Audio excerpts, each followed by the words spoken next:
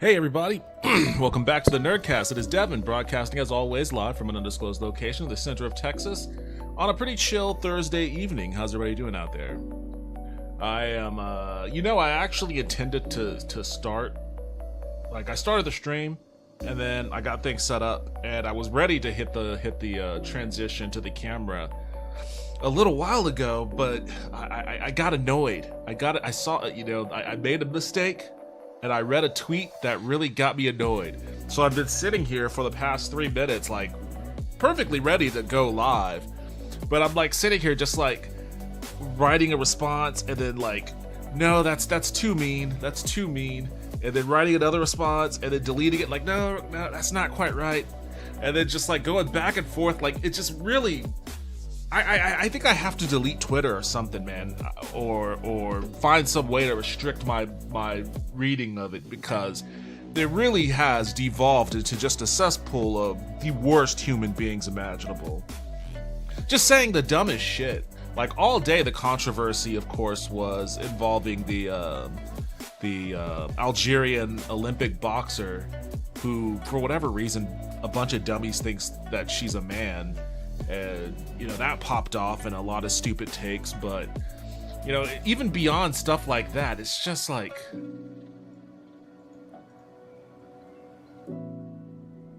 this, okay, so this one right here. Yo, what up? What's up, Toaster? Welcome back to the stream. Hello, it is me, and I've spent the past 5 minutes trying to eat the same scoop of ice cream. Well, it's probably drinkable now. So you can just drink it. So this dude right here responded to this post from Kamala Harris.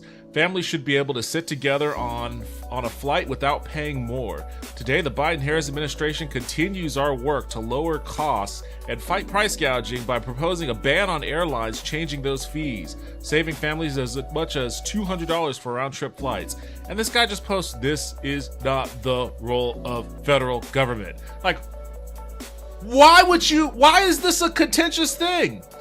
Why would anyone ever see, oh, we're going to fight price gouging in the airline industry, the famously exploitative and fucking, one of the worst examples of a monopoly industry that America has to offer, that does show nothing but a degradation in service over the past couple decades as it further consolidates its monopoly power. One of the strongest examples of how consumers just continuously get reamed over by an oligarchic, power.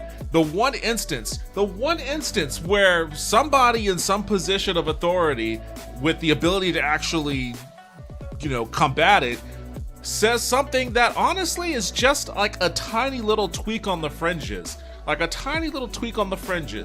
Not even like, I think the airline industry should just be nationalized altogether, but this is like just a little bitty tweak, like we're gonna help people just this little bit. And then motherfuckers feel compelled to actually get onto Twitter and be like, actually, this is a bad idea, this is really dumb, or this is not the role of the federal government. It's like, why do you feel so compelled? What is going on? Like, what is going on in the brains of people that legitimately think this? Like, what is the downside? Even if, by the way, all these people that say that harp on the role of the federal government, most of those motherfuckers don't even know how a government functions. So they don't even know where to start with what the role of a government is, let alone trying to get them to understand that there is no, definitive role of a government. It's a multifaceted, amorphous thing that could morph into any given direction just based on the makeup of the government itself, which itself is also an amorphous thing that can change, especially in, a democratic republic that follows the guidelines of a constitution that itself was designed to be a living, breathing document that could change and evolve. Like, the idea of a singular role isn't a thing. But even with that, even if there was like an idea of that, like, who would care when you're talking about something that is demonstrably good, harms no one? It literally harms no one, unless this guy just has a bunch of stock in like Delta or something. Like, I would have to imagine that this dude has like a shit ton of stock in Delta. And if that's the case, then yeah, I understand where he's coming from then. It's not a good place. It's an incredibly selfish place, a place of greed. But it would make more sense to me if I knew that this dude just owned a shit ton of stock in like Delta and America Air than, they're getting bent out of shape over, they're gonna, work to fight price gouging, So it's just one of those things that really just kind of annoyed me. I probably should have gone live like 3 or 4 minutes before I actually did, if I wasn't sitting here just kind of stewing over the obnoxiousness of this. But then I guess that's kind of been Twitter all day. I don't believe in planes, so I'm not affected by this. Well, you don't believe in planes, but planes believe in you. So just keep that in mind.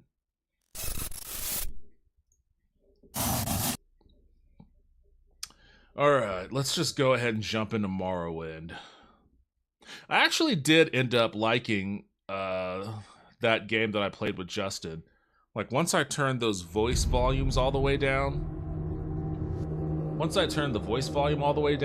and the obnoxiousness of that was no longer an issue, it was actually a really fun game. I'd want to play it right now if I'm playing it co-op with Justin, so I'll just have to wait for him to come back.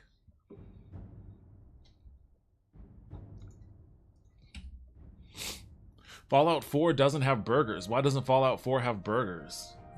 Fallout 4 doesn't have a lot of things. My question is, why would Fallout 4 have burgers? They don't have pizza either. Hey, yo, Afroventus, welcome back to the stream. How are you doing?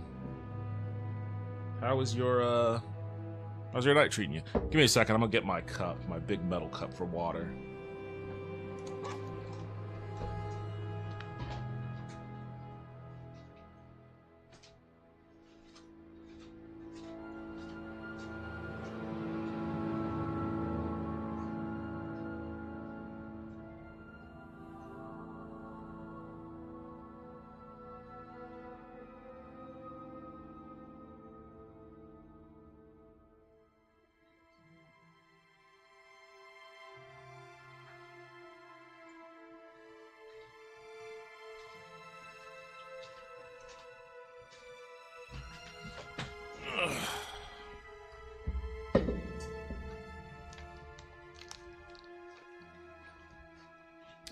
Fallout 76 has burger patties, but no burgers. But doesn't Fallout 76 suck? Good, take a day off from work, flight in 9 hours. Oh, nice. Where are you flying to?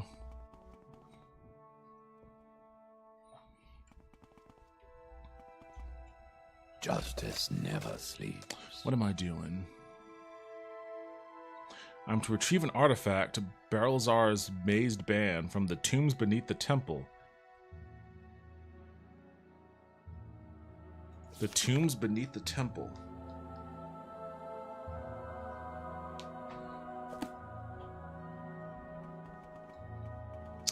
So I guess I need to go. You know, before I do that, let me actually just go sell my shit.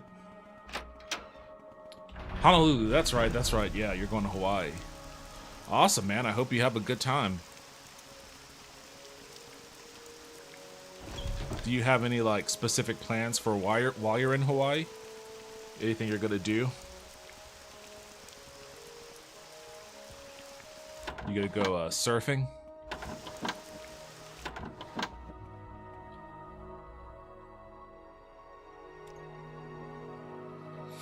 All right, what can I get rid of? Well, I mean,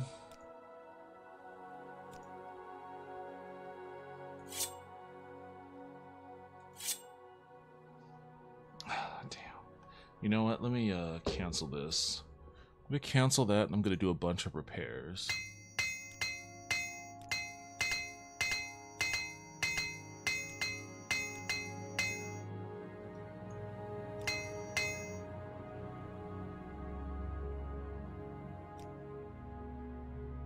What's good for the Empire is good for business, citizen.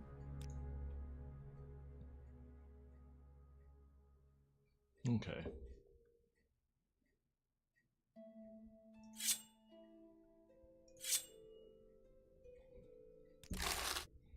Sold 2 of those things and took all her money. Pearl Harbor, Mauna Kea, observations in Big Island are the minimum. Maybe I'll snorkel. Doubt I'm athletic enough for surfing. Snorkeling's cool though. I like snorkeling. Alright, I believe I went. Be important. I think you're the guy. Yeah. I think I went to. I think I went to Pearl Harbor when I went.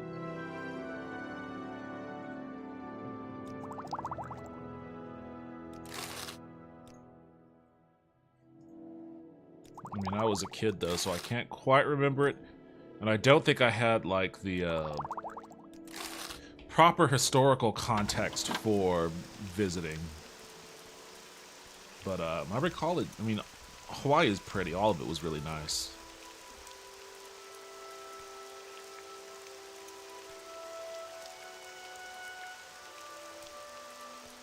Oh, I want to sell that axe too.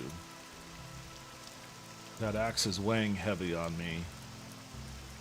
But I guess I'll have to wait for her to,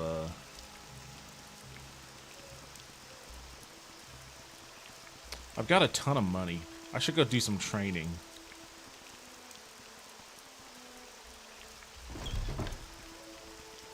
Is there anybody in the temple that can train me?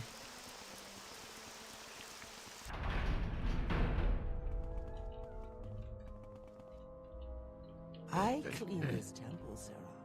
Justice. Oh, this guy's an asshole. Justice never It's another sleeps. perfect day in Mournhold. Spells. Somebody in here has to have the capacity to train me. Health and healing are my specialties.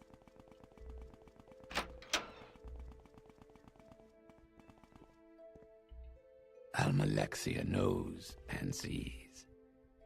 Both of these dummies are just kind of blocking each other.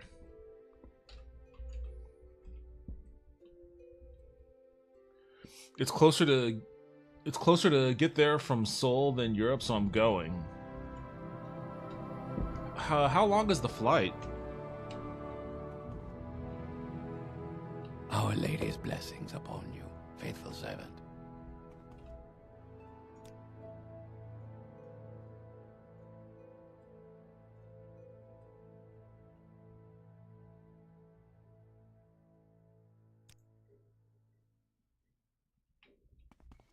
Okay.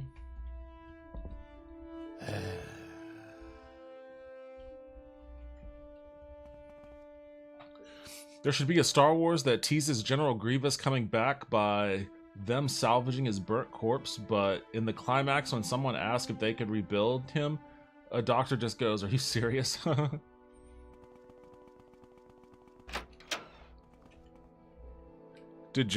General Grievous not... Was he not brought back in, I guess nobody here can. Was he not brought back, during,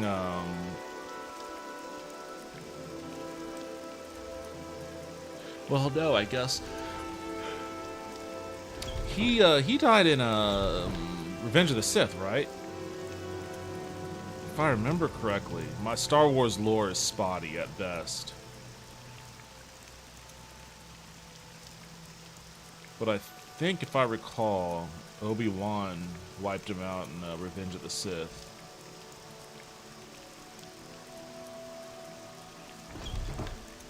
I'm just remembering, Walk in Mournhold. Justice never. Was it Clone Wars? It's an Was it Clone Wars or was it Rebels? It must have, maybe it was Rebels when Obi-Wan also wiped out Darth Maul for the final time. Need custom armor?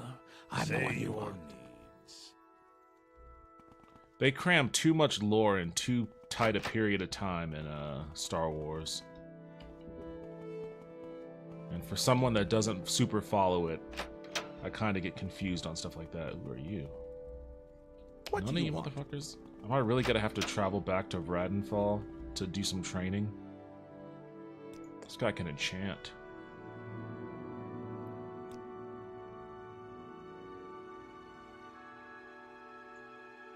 Oh, does he teach me enchantment?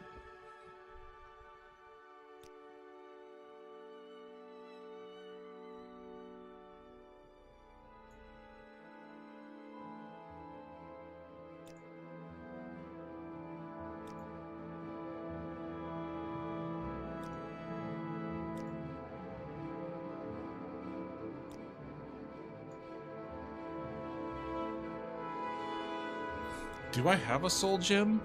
Yes, friend. I have a lesser, common, grand, greater, lesser, petty. I've got 2 grands. Maybe I'll see if I can enchant.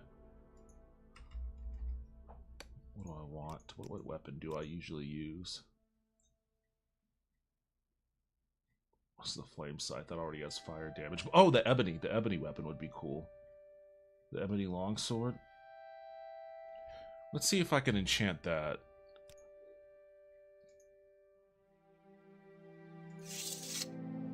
Let's see if I can do poison on it. Poison or paralyze?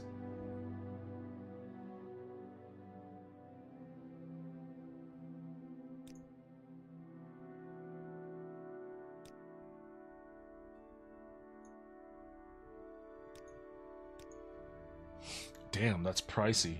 Paralyzed for 3 seconds.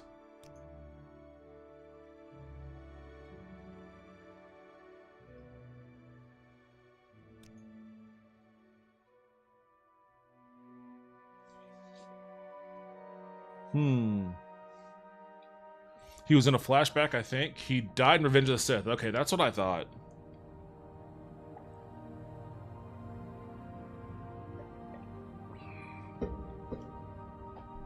Do I want paralysis or poison?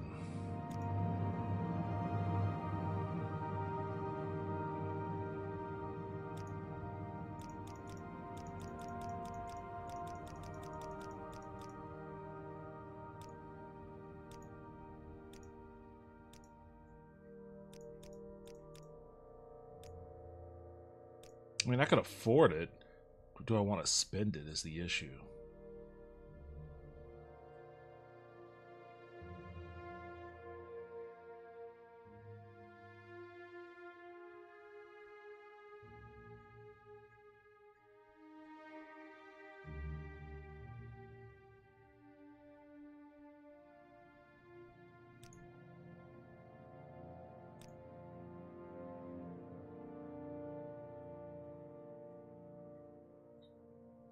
What can this guy buy? Let me see what he's bartering. Can I sell? He's got 6,000. I can sell my shit to him, but you know what? I'm gonna do that. That's what I'm gonna do. I'm happy to hear about that. Because what I'm gonna do is I'm gonna give him all my fucking money, enchanting my ebony longsword.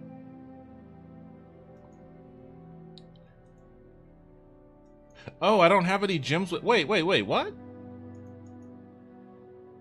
I don't have any soul gems with souls? I thought I did, though.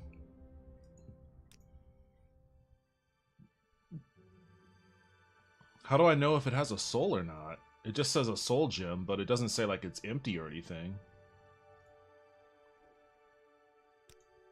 How do I get a not empty soul gem? Hi, Devin. Yo, what's up, Carlos Danger? Welcome back to the stream. How you doing?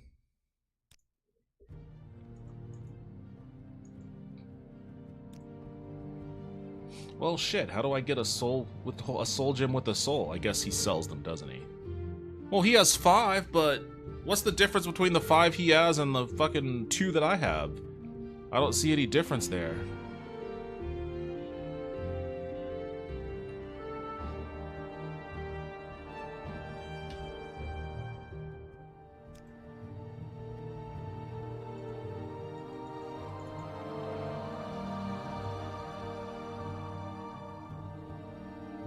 It will tell you what soul it has in parentheses. Okay, so then I guess I don't have any with a soul. I just have 2 of the grand ones. So what, now I have to figure out how to trap a soul in it?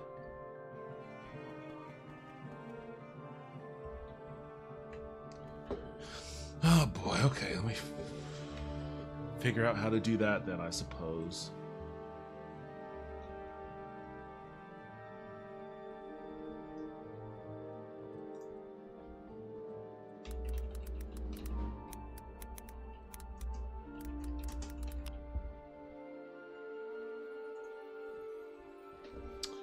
Let's see.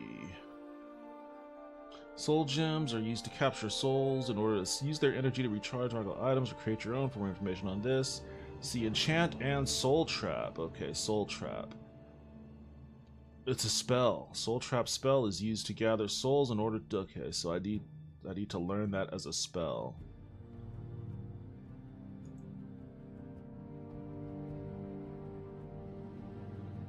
And then I guess for the greater soul gem, I need either a Frost Atronach, a Storm Atronach, Lame Corpus, okay, Ogrim. Well, that's for back strength of 180. For a stronger one, I use like fucking Daedra creatures and shit. And all those Dagoths I already killed. I guess I probably should have learned this spell earlier. Alright. It goes, I'm on the hunt for a guy today, out for vengeance. Someone promised to work on my bathroom, but never did the work, and now I have to chase him. Oh, that sucks. I hope it's not, like, critical work. Like, it's Yes, not friend. like, you know, your toilet is busting or anything, is it? Need custom armor. I'm the one.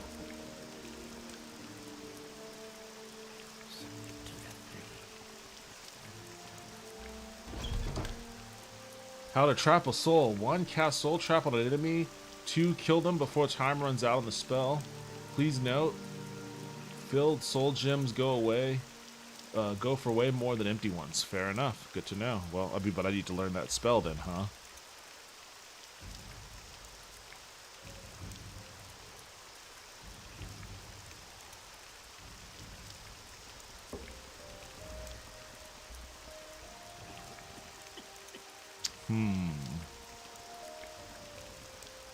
This better be important.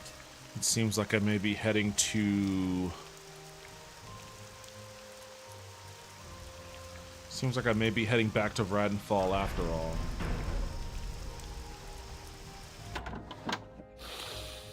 This scent is new. Care to tell me? Yes.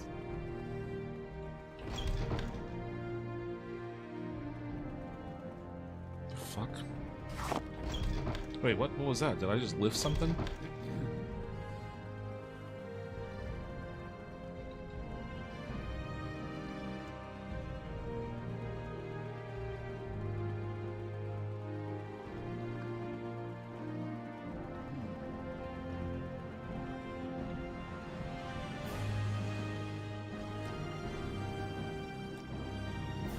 Short trip, long trip, you decide.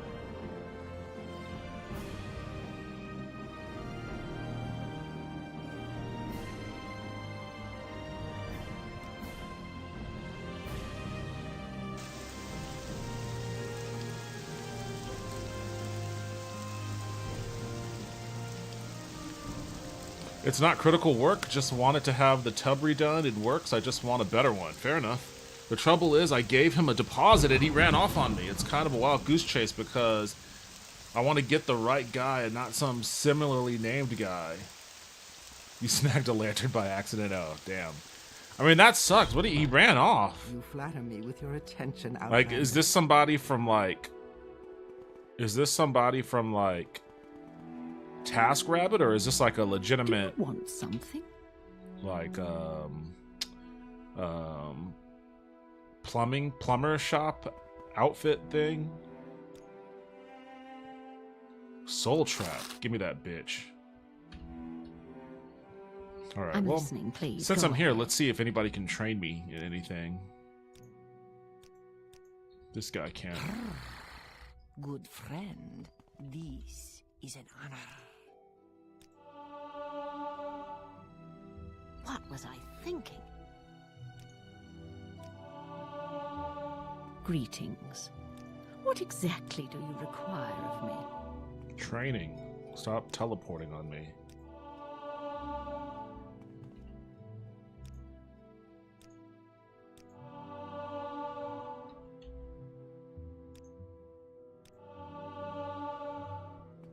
Sweet.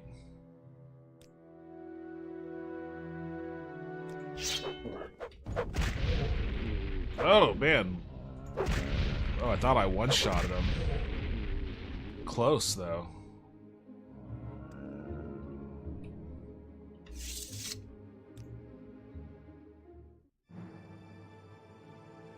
Alright, let's see. Willpower, agility, and endurance, huh?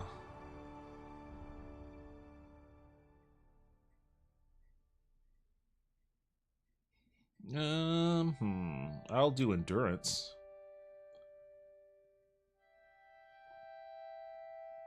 I'll do...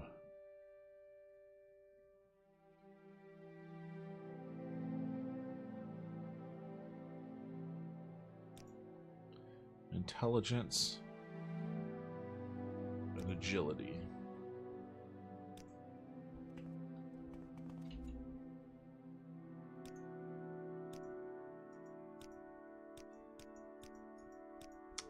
All right. I guess Hello, Outlander. I got just enough training I done hope you won't to take too much of my time.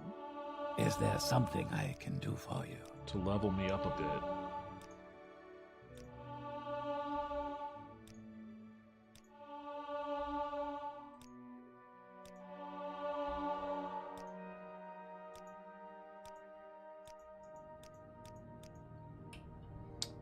All right. I think I might be okay here. Now I just need to How may I help you, Dunmer? I'm gonna have to figure out where to go to get a good soul for my grand soul gem.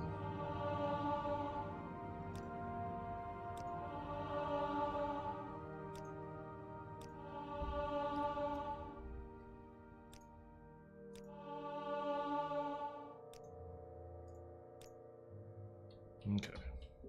Fair enough. He's a home improvement contractor, a licensed contractor for renovating homes and such.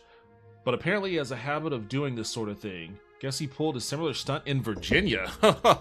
Oh, he's running across state lines doing this?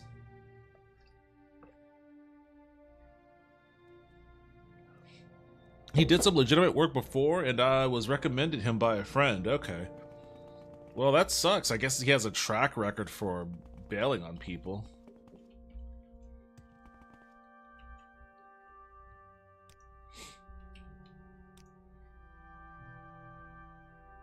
Oh, this one. Holy shit, 60 grand? What the fuck? This has a winged twilight. I don't even know what the fuck that is.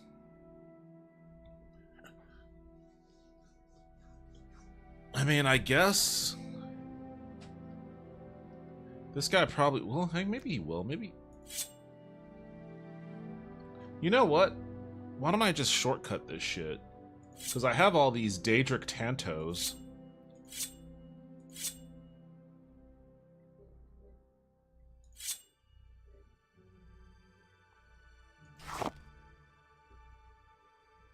Yeah, because then that'll only cost me 11 grand. Hell yeah, I'll do that.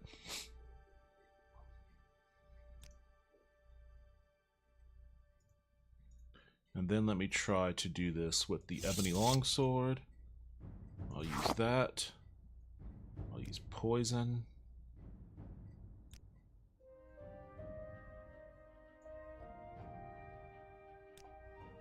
Oh shit.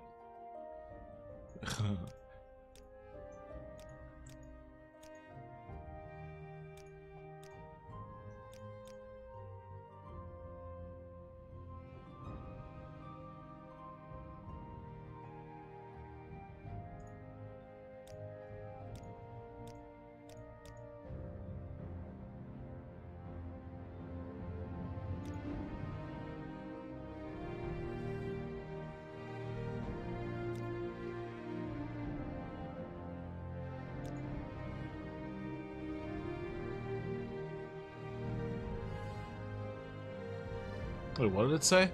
You cannot add more enchantment to an object that it can hold. Well, how do I know what it can fucking hold?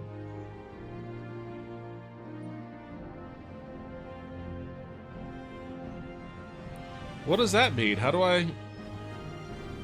Oh, this is... Okay, it says enchantment 37 of 12. Oh, that's whack. What the fuck? What do you mean by 37 of 12?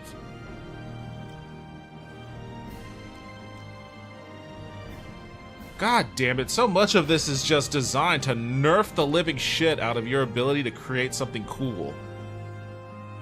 3 seconds? Come on. Come on now.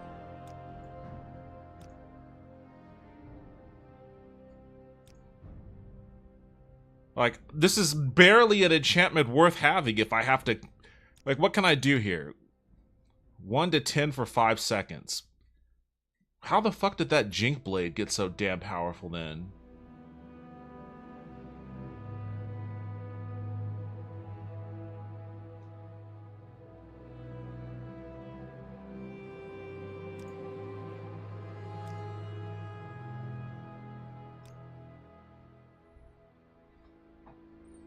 Oh, this guy. But I don't think I can... I guess I could do alchemy, but I don't want to do that. I don't even know how to enchant things myself. Do you want something from me?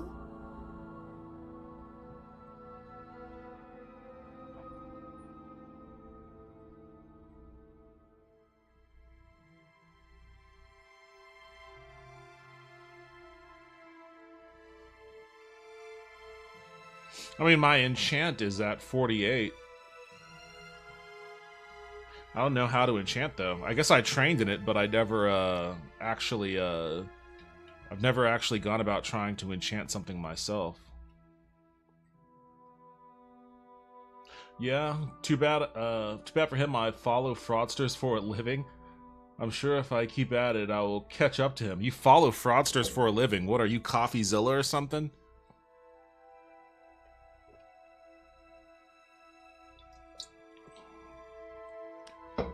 Look at the numbers.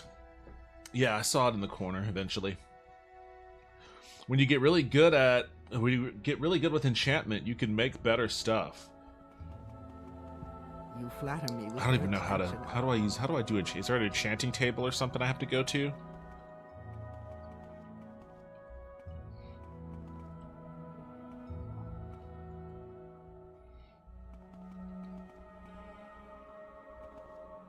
Go ahead, I'm listening.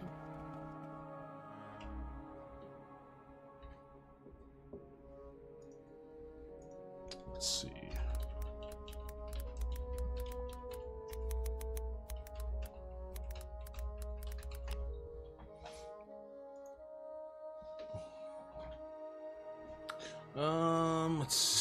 Let's see.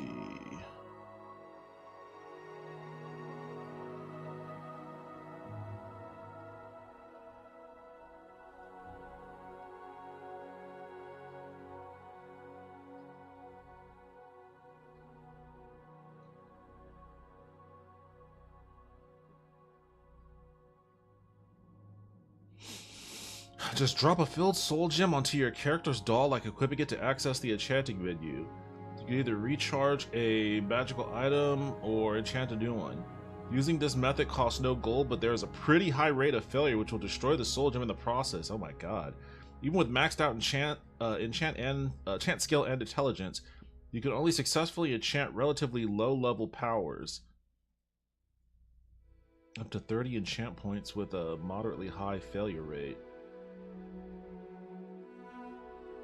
Using alchemy or other magical means to boost intelligence into the hundreds or thousands will allow you to attempt more complex enchantments.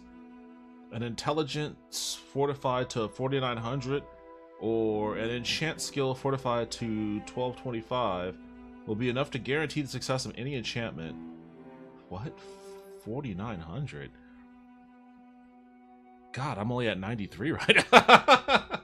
Is my guy just like critically stupid or something? Okay, hold on a second. Before I start fucking around with this, let me hit the save, because I might not want to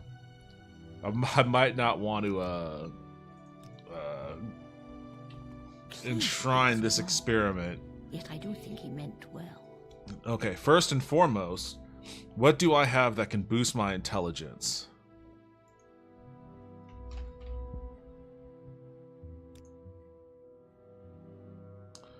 Let's restore intelligence.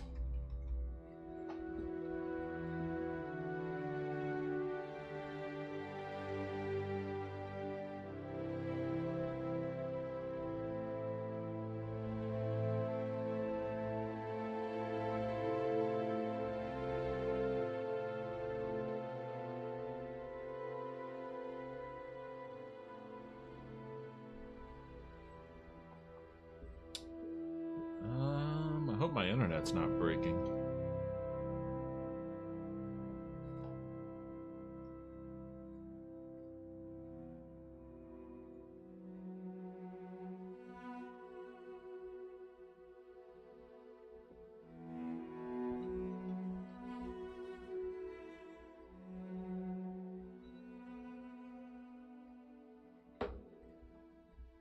Okay. How to enchant? Bring a filled gem to your character like you would a potion. Oh yeah, you can break this game. Yeah, you can just spam fortify int potions. Oh, I guess I should have held on to those fortify intelligence ones.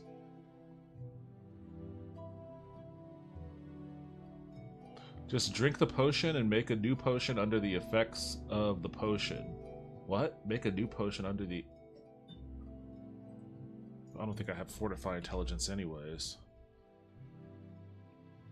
Fatigue, health, personality, speed. Okay, so first up, I guess I need to find some... What's up, Jax? That actually was kind of a bit of a jump scare for me. What's going on, Hunter Taco? Welcome back to the stream. How are you doing tonight? I suppose I have a moment. What is it? Walk on warm sands.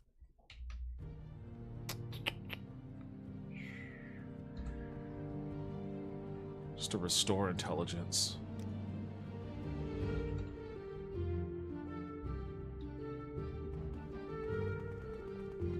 I'm not going to experiment with this thing until I can fortify my intelligence. I'm very happy to make your acquaintance.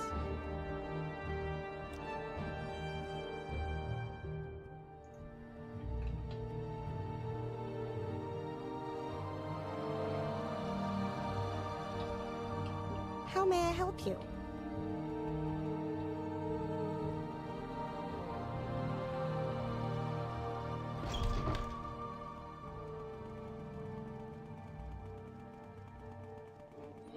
I guess I'm gonna head back to, Why walk when you can ride? I guess I'm gonna head back to Mournhold. Where would you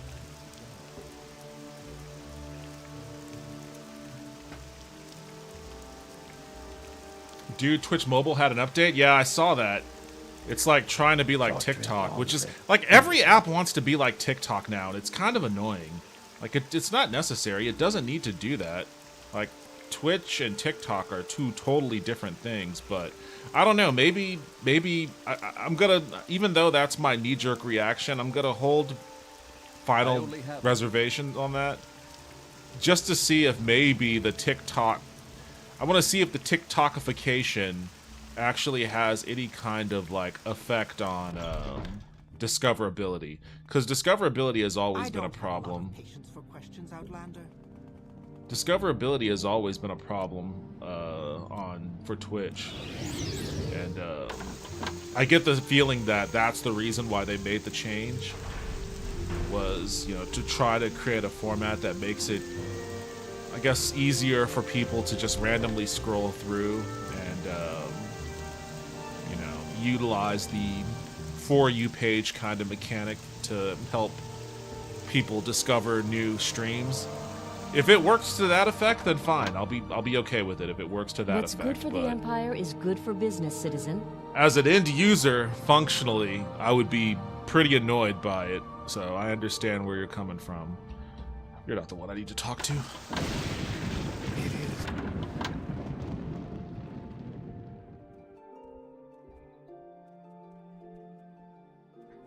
And it sucks.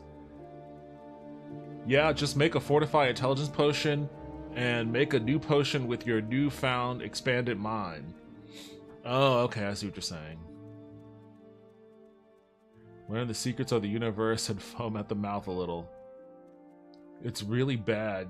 Yeah, it sucks, but I mean, I guess as a streamer, This better be important. I could be made to be okay with it if it helps for discoverability.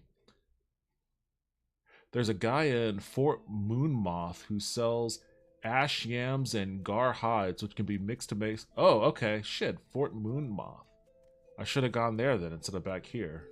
But let me see what this guy has to offer. By the way, it didn't escape my mind that, or my notice that she said you're a private investigator, which is all these dudes do is, I don't need my intelligence to be restored. I need to be fortified. I guess I'm going to Mount Moonmoth after all. Can help, I will. But yeah, private investigator. That's interesting.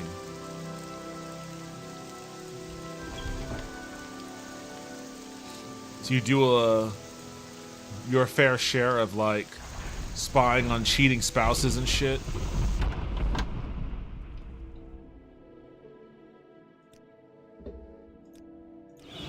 So what do you want?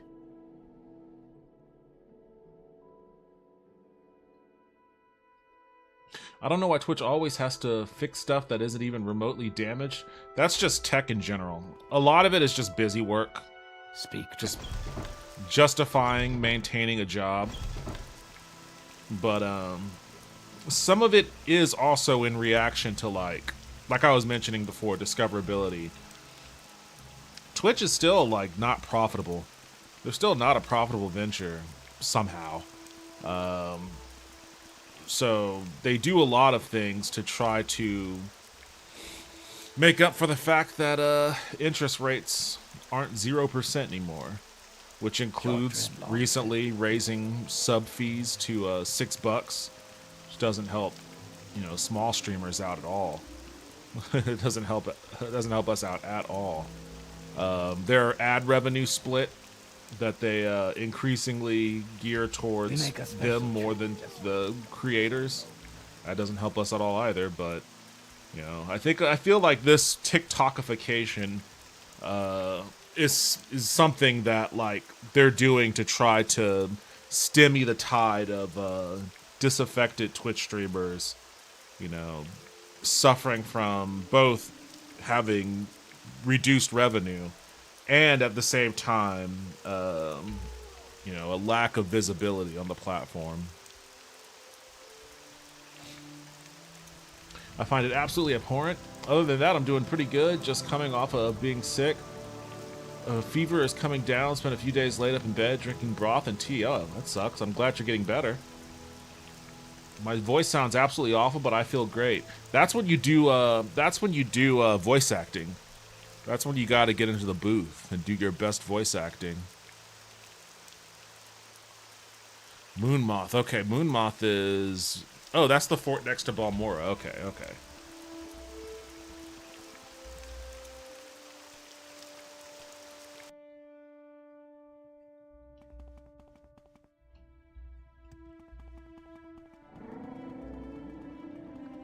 No, I work exclusively on insurance fraud. Oh, shit. So you're like... You're like, I was gonna say, anime reference, old anime reference. You're like Master Keaton. Which is one of my favorites. Very interesting anime. By the same guy that did Monster.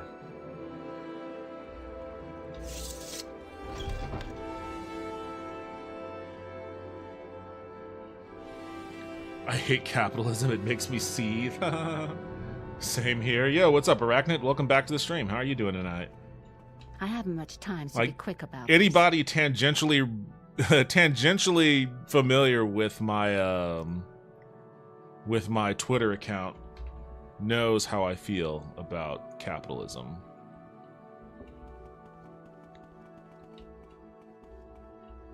I get it, PIs aren't super popular in real life, and most people get their understanding from movies. Well, I mean, most people don't have interactions with them unless, something dire is happening.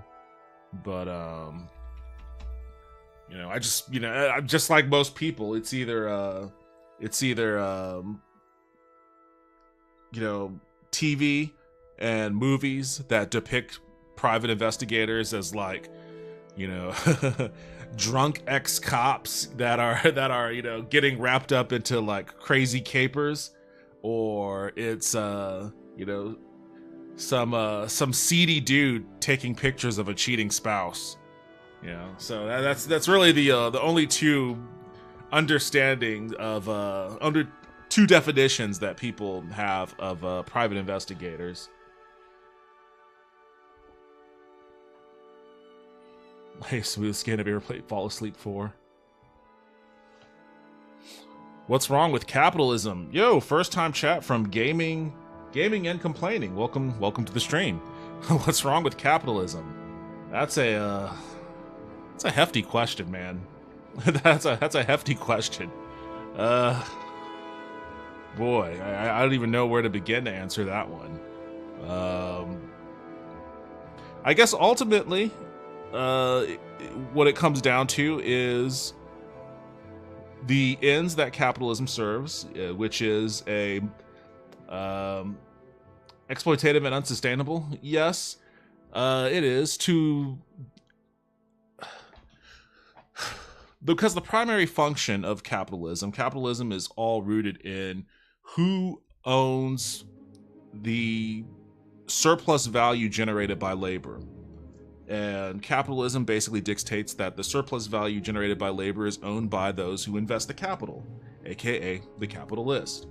But because of that, capitalists have an outsized amount of power in our society that is driven by that, inherently exploitative relationship between labor, which makes up the overwhelming majority of a populace, and the capital class. And that imbalance creates a whole litany of issues, from income and wealth disparities. It affects, how healthcare is administered. It affects the balance of power in governance, whose voice has the most weight in the democratic process, how the democratic process actually is. It affects environmental standards and all of that. There's just so much that comes out from just the very root cause of the nature, the core nature of capitalism. And that's not to say that there can't be a decent thing as an outcome of it. But right now we're living in a environment of capitalism, late capitalism, where the good are increasingly outweighed by the negative. And any measure that can be implemented to change that balance, whether it's like, oh, well, we have income disparities, we should enact some measures to balance that out, to fix those disparities. We have increasingly negative healthcare outcomes. Life expectancy is actually starting to go down and shit. Infant mortality rates are starting to increase in a supposedly first world country. We should do measures in order to reverse those things, in order to give people, access to healthcare without it being paywalled, shit like that. Whenever you try to enact mechanisms to address these issues, these societal issues, that part of capitalism where, the capital class has an outsized amount of influence and power due to the amount, of power they can have with respects to basically the money that they make, the money that they hold, that they can then use to influence legislators, governors, senators, whatever. They will do that. They will put their 10-ton thumb on the scale and make sure that any measure that affects their money, like any measure that is like, oh, we're going to raise taxes on incomes above X amount, or we're going to do a windfall profits tax on corporations or industries that, make profits exceeding X percentage of revenue, or we're going to do this, and then we're going to take that tax revenue and then use that to, address the issues that I had mentioned before. They'll fund campaigns to kill it. They'll have lobbyists. They'll pay for a shit ton of lobbyists. They'll just outright bribe elected officials. They'll bribe Supreme Court justices. They'll just flat out bribe anybody to make sure any of those measures. They'll come up with all sorts of bullshit, like the climate report that ExxonMobil themselves drafted in the 70s that showed that climate change is definitely a thing that's happening and should be addressed.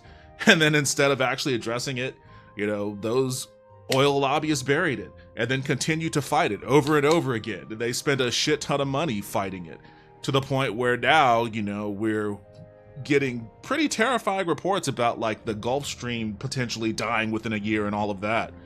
Like, the ability to even address never mind the issues themselves, just the ability to functionally address whatever issue we want, whether it's something existential or something relatively minor, is always completely crushed immediately by an outsized, outsized power interest, regardless of how popular it might be.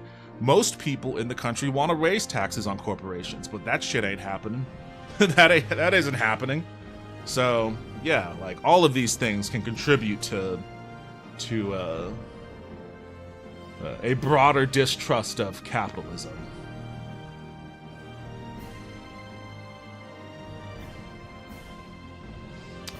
I blame more government for those issues.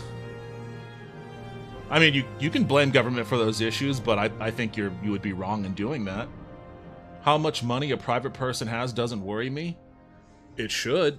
Because again, that money is just, it's not about, like, it wouldn't bother me if, so for example, public financing of elections.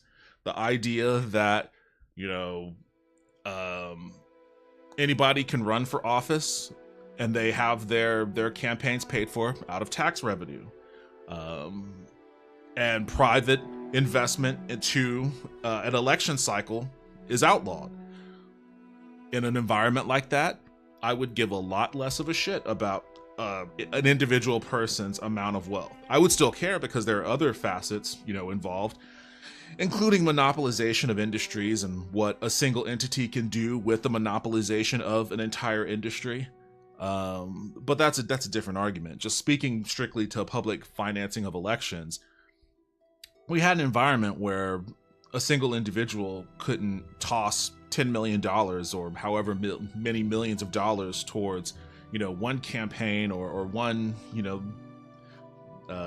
proposition, movement or whatever, irrespective of what the general populace might think of it. If we didn't have that, then yeah, sure, I wouldn't give a shit how much money that person would have. What would they do? They would go to Cabo. They would, go to Vegas and, you know, find other ways to spend their money. And people would generally be able to participate in a democratic process that wouldn't be completely overweighed or outclassed. I can't think of the proper wordage for that, but wouldn't be completely overshadowed by one person spending a shit ton of money to silence or overwhelm, you know, their voices. So that's one instance where I would have a problem with a private person having a shit ton of money, or too much money, really. And too much money is also a problem because unless you subscribe to modern monetary theory, which, you know, even I don't fully, completely subscribe to that. Like, it's a theory that's interesting, but like really it seems like, you know, people I respect on the left spectrum champion it, but I'm still not there yet. But unless you believe in that, then you have to recognize money, currency in our economy as a finite resource, kind of like water, you know, kind of like any other kind of like water, oil, whatever kind of resource that people might need in order to survive. And when you think about money in that instance, then it becomes a little bit more of a zero-sum conundrum, because it means that if this person has, you know, if there's only $100 and then that guy across the table has $80 and then three other people at the table are splitting the last $20, then, you know, you guys start ordering food and everything on the menu costs everything on the menu is $30. The guy with $80 is going to be fine, but all of you individual dudes with $20, you're going to have a problem. You're going to have a problem. And that's not to say that you know, that person with the $80, you know, oh, that guy worked hard, he earned his $80, he deserves it. Sure, to a degree, yes. But when you start talking about monopolizations, when you start talking about putting your thumb on the political apparatus scale to prevent, you know, tax increases from happening, even if the people vote for it, just so that you can continue to consolidate your wealth, make more and more money, to the detriment of the other people at that table that get less and less of it and start having an inability to afford that food off of that menu and whatnot, then you gotta start breaking up the money, the concentration of money. You can't just be okay with one guy having $99 and then the other three people at the table splitting $1 between them. You know, it's not a tenable situation. In the Wild West, they would shoot that dude in the head and steal all of his money, you know? Like in Flea Bottom, at the red or near the Red Keep in Game of Thrones, they would riot and rip that person to shreds, and they did that in the past too. Like peasant riots, peasant revolts are a very interesting piece of world history that, for some years ago, I was kind of obsessed with them. I would literally go on like, Wikipedia and shit and just start looking up all the different instances of peasant riots throughout the year, just read about them.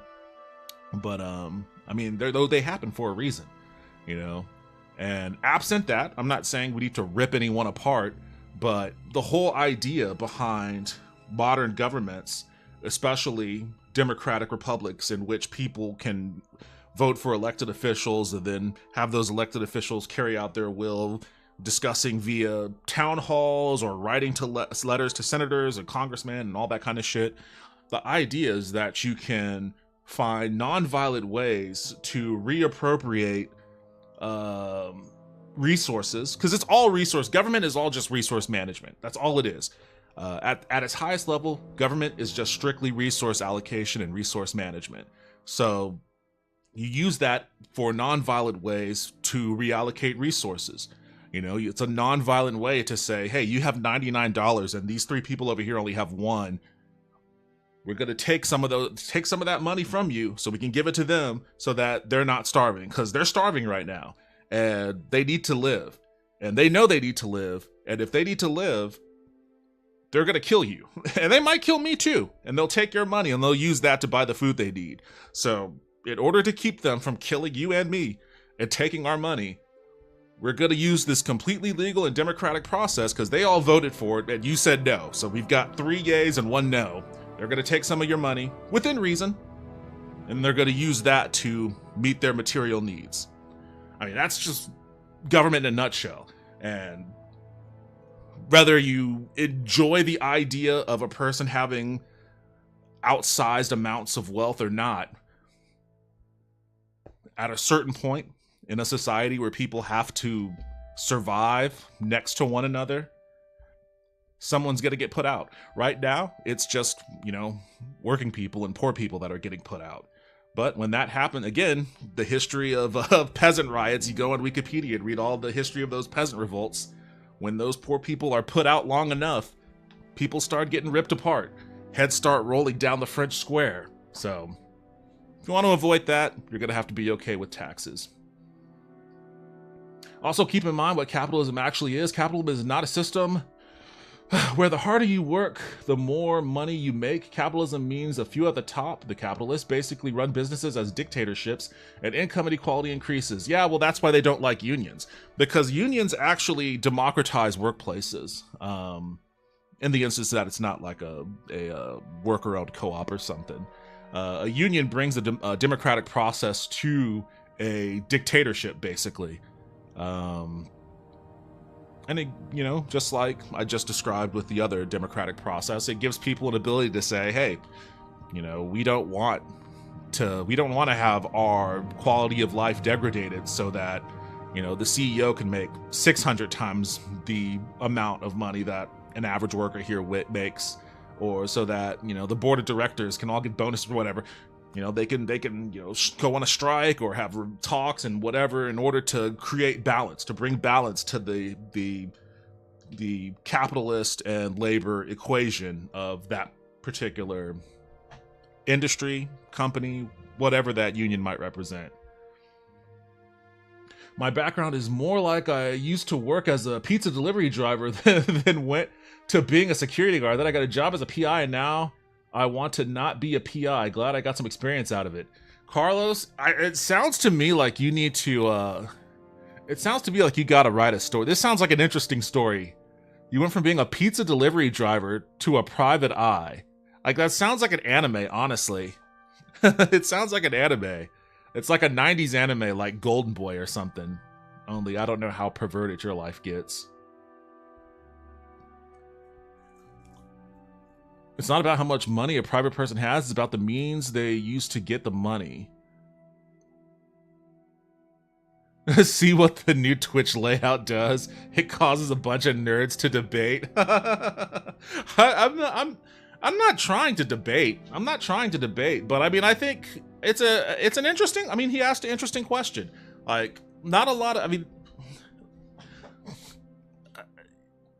I'm old enough to remember a time when capitalism was the unquestioned religion of America, more so than Christianity. Like, there used to never be conversations like this in this country.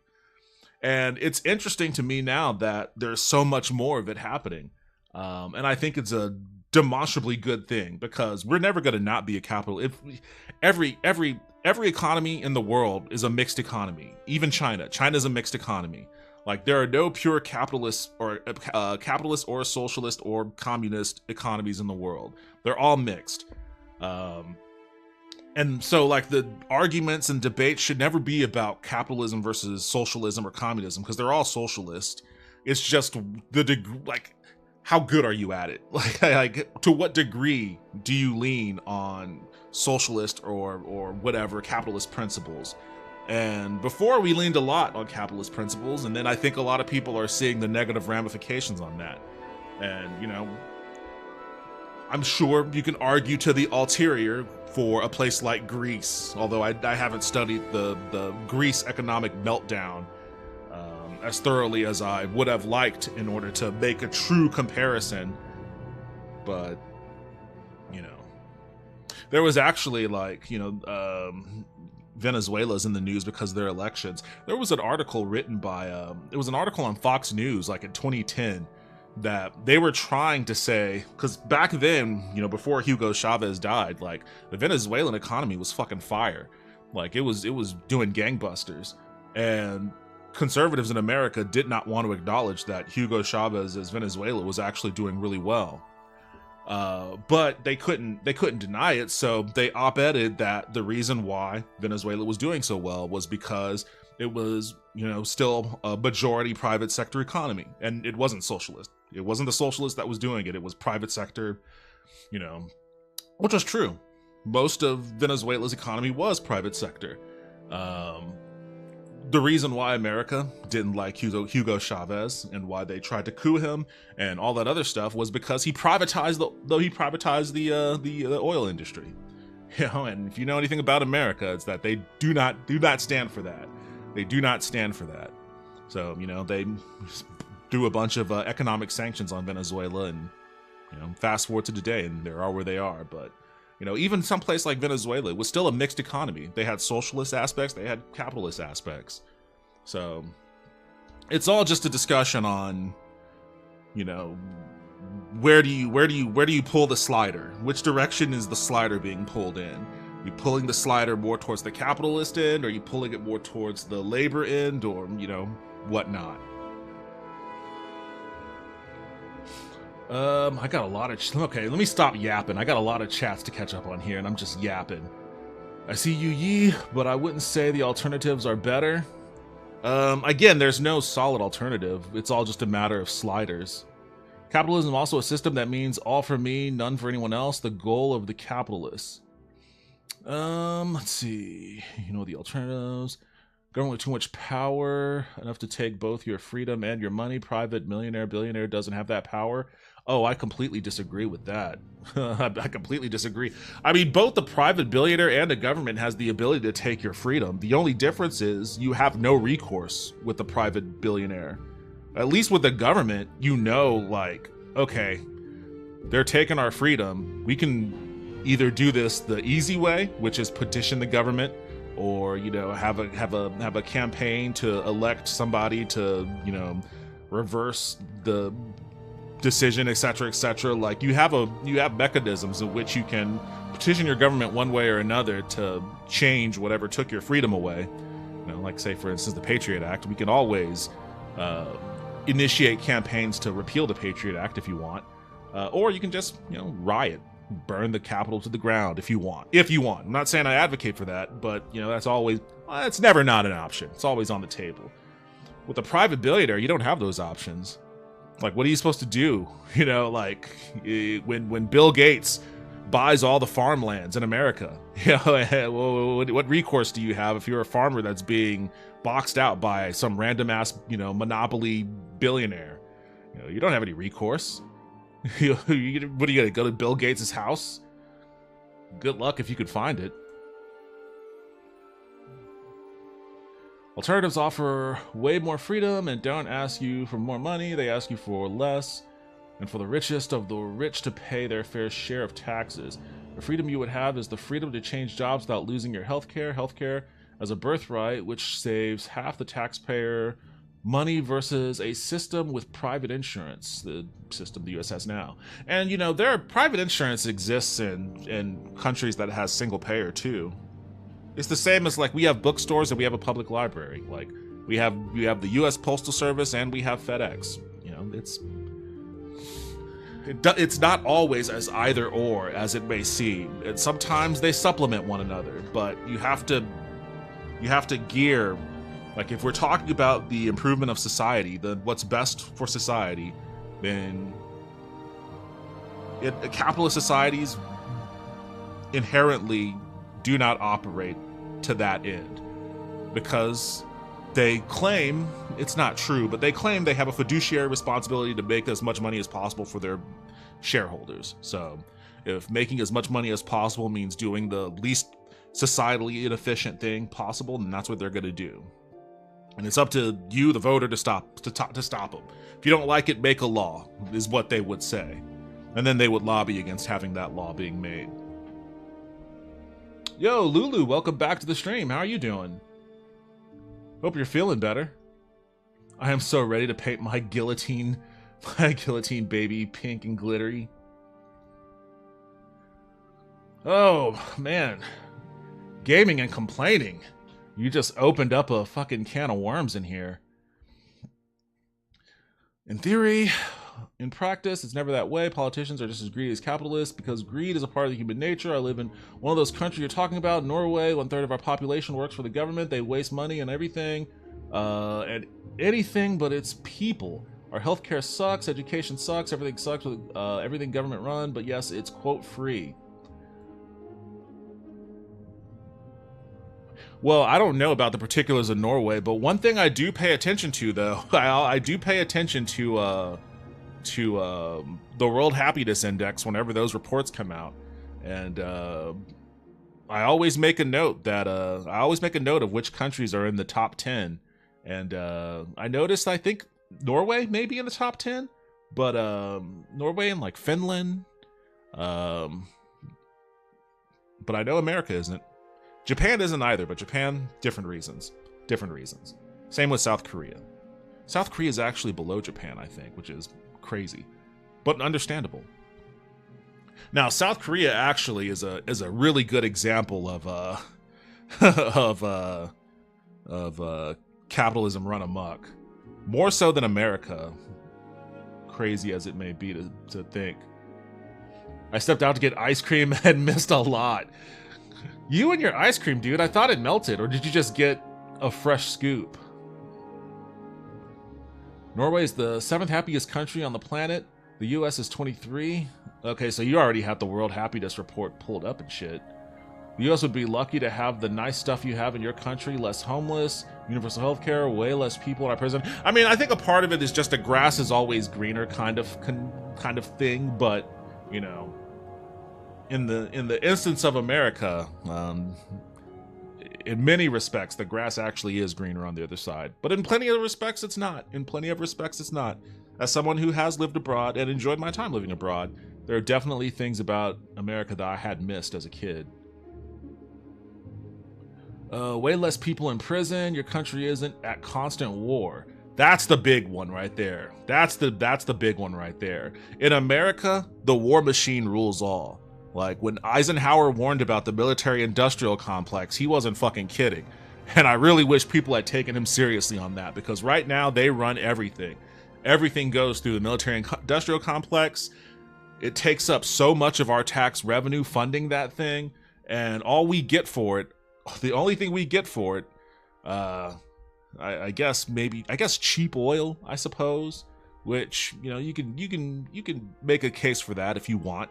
Oil is the foundation for which not only our energy is rooted in, but also all the plastic that we use for all of the commodities that Americans are hopelessly addicted to consuming, myself included. I have to openly admit that. Couldn't have those plastics without that oil. But we also churn out a lot of veterans, and we don't take care of them, so the outlandishly insane homeless problem that we have is fueled in part by 20 plus years of constant war churning out PTSD veterans. So that's something that's unique to America. I don't think there's any other country on earth that is, any other first world country on earth that is as constantly involved in warfare as much as America is.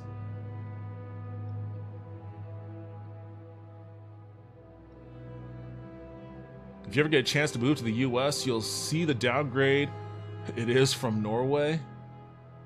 Happiness is measuring the average of everybody, and of course most people are happy with free stuff, but look at the power of the US and the power of us.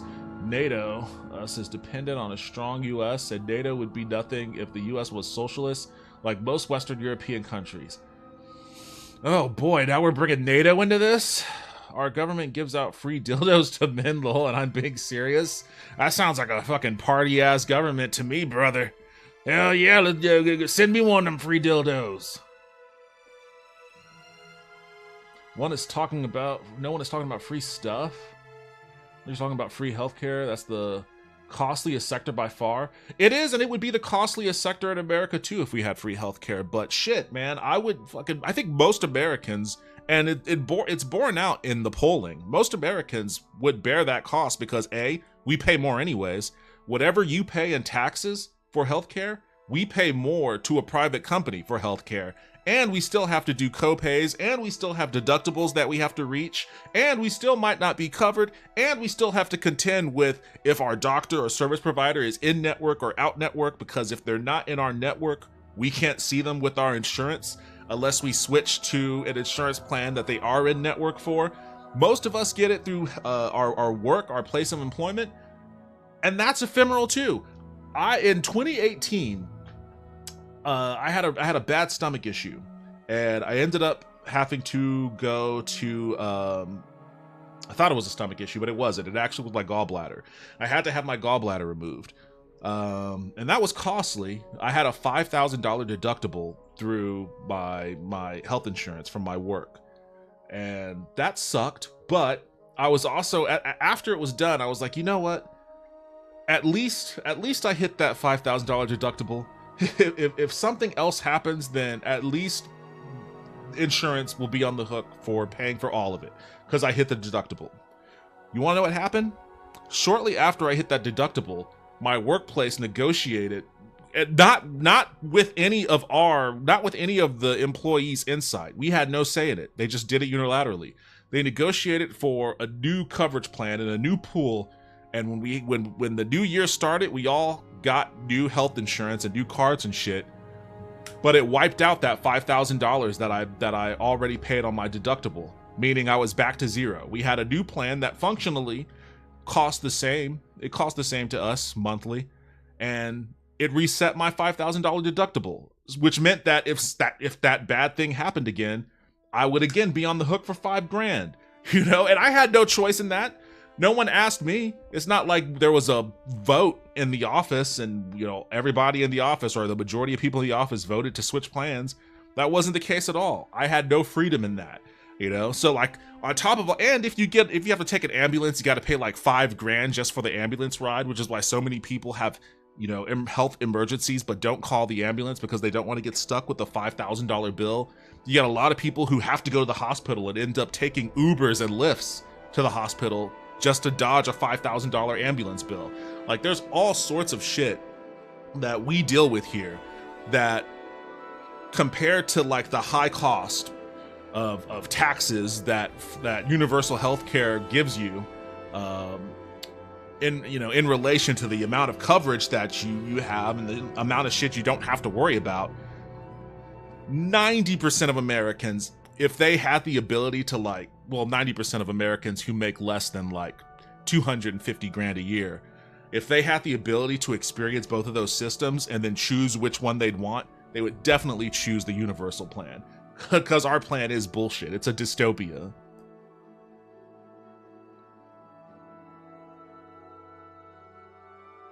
No, I said nothing about free healthcare. I actually said it wasn't free. I'm talking about healthcare that costs half of what it does, not because the government gives you an option to get your coverage through them instead of only through private companies like you have now. Are you saying private insurance takes too big of a cut? Yes. Yes, that is definitely part of the problem. But it's not just the it's the whole apparatus. Like, insurance is a huge component. But I mean, we're also talking about we have a shortage of doctors, and a part of that is a function of just the high cost of education. It's very costly to go to med school, and once those who get out of med school, where are you gonna go to recoup your $120,000 student loan debt? You're not going to open a hospital. You're not going to open a practice in rural America or in some, podunk town. You're going to go to where the people are, where all the money is. So we have an uneven distribution of healthcare as a result of that too. There's all sorts of other facets that goes along with how our system is not functioning for a lot of people. I just did the conversion. The average person in the U.S. spends, what the fuck? 14,700. Wait, what number am I looking at here? My visual dyslexia is fucking with me. 147,621. 147,621 Norwegian krones per year on healthcare. The U.S. spends what? Okay, Norwegian krones. About 45,000 people a year die in the U.S. because they didn't have money to go to a doctor or get healthcare. Okay, Norwegian krone. I wish you had put the U.S. dollar amount next to that too, because I don't even know what I didn't know that I didn't know Norwegian money was called a krone. Interesting. What's best for society is that the new crop of tech bros get to post TikToks on their trip to Maui while I watch them from inside my Toyota Corolla using McDonald's Wi-Fi. Hey, you know what? Speaking of trips to Maui, I think Afroventus will probably be posting on his TikTok from there here soon. I'm saying private insurance is a middleman which doesn't need to exist. If it exists, it should exist alongside a public healthcare option. We aren't at war right now? Lulu, what? We aren't at war right now. We're never not at war. We've always been at war. It just isn't official. A cheap heroin too? Yo, what's up, Haunted Wisp? I don't know if you snuck into the stream during all of my yapping, but welcome back. Hope you're having a good night. Trump rerouted the funds from our soldiers at NATO into corporation bailouts. We lost the war on terror. He left most of the soldiers there and Biden pulled them out. Oh, you're talking about Afghanistan. Well, we pulled out of Afghanistan mostly. I think we still have like small contingents there, but I mean, we still drone strike. Actually, Biden has pulled back on drone strikes too, but we still do drone strikes. We're still nominally funding, like even if we aren't sending our soldiers there, we're still funding to the tune of billions of dollars. The effort in Ukraine. I'm not saying we shouldn't fund that, like the effort in Ukraine. The effort in Israel, and we definitely shouldn't fund that. That a huge amount of money going to, them destabilizing the entire region and pulling us into an actual war. We're sending battleships to Gaza right now, and then we've been doing a shit ton of off the books operations all throughout Africa. We've had a lot of people die in Africa that just don't get coverage at all. Like, we very much so have never left a wartime stance. It's a part of why our governing apparatus is degrading tremendously. We could never win a war on terror. It's a concept. It's like a war on imagination. Well, it's not about winning the war on terror. It's about funding it. Again, it's a perpetual money machine for the military-industrial complex. Lockheed Martin, Raytheon, Boeing, They make tons of money. They make tons of money on that shit. And, you know, they're not going to have that gravy train stop.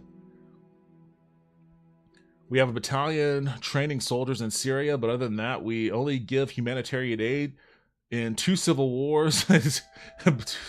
Both are at ceasefire since Obama. 2 civil wars. Are you talking about Syria? I mean, there's so many civil wars that are brewing, but you know, whether it's I guess what was it, Yemen? Was it Yemen? Qatar? I know we were helping fund Saudi Arabia's genocide against Yemen, because that's just a thing we do. But whether or not we actually send soldiers, I mean, the ultimate thing is, you know, the money. We take an outsourced amount of our tax revenue and reroute it to the military-industrial complex.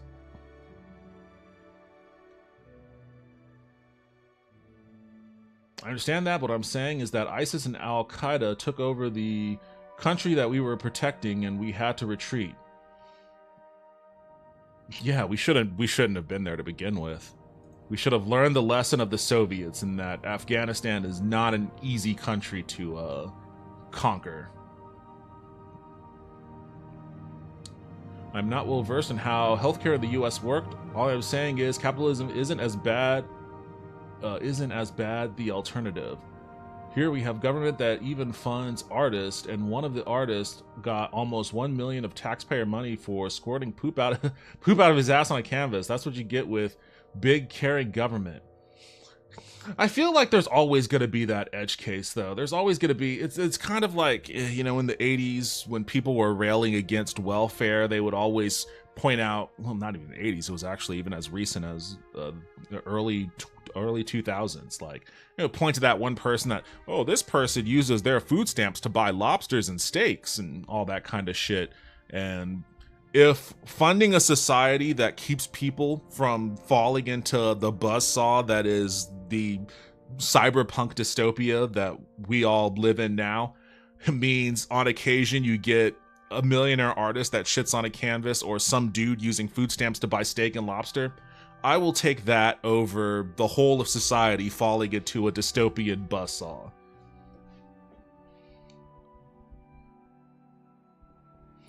We give $600 million in foreign aid that almost never does anything, while free dental care for people without jobs means either pull out of your tooth or fix it without anesthesia to save money. Wait, what?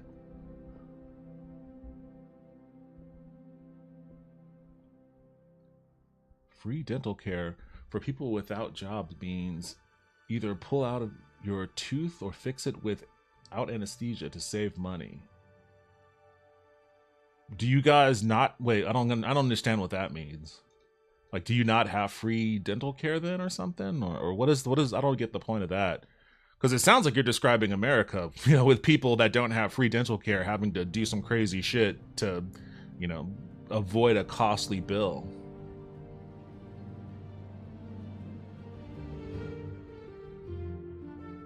Capitalism isn't as bad as the alternative is not a great defense for capitalism. Yemeni, Somalia, Syrian civil wars. Okay, Somali. I forgot about that one. So because there are any problems, you would want to throw that whole system out, yet at the same time you defend capitalism while ignoring all its faults. Again, the difference between Norway and America, it's the same type of mixed economy. It's capitalism and socialism. The only difference is the slider. It's you know,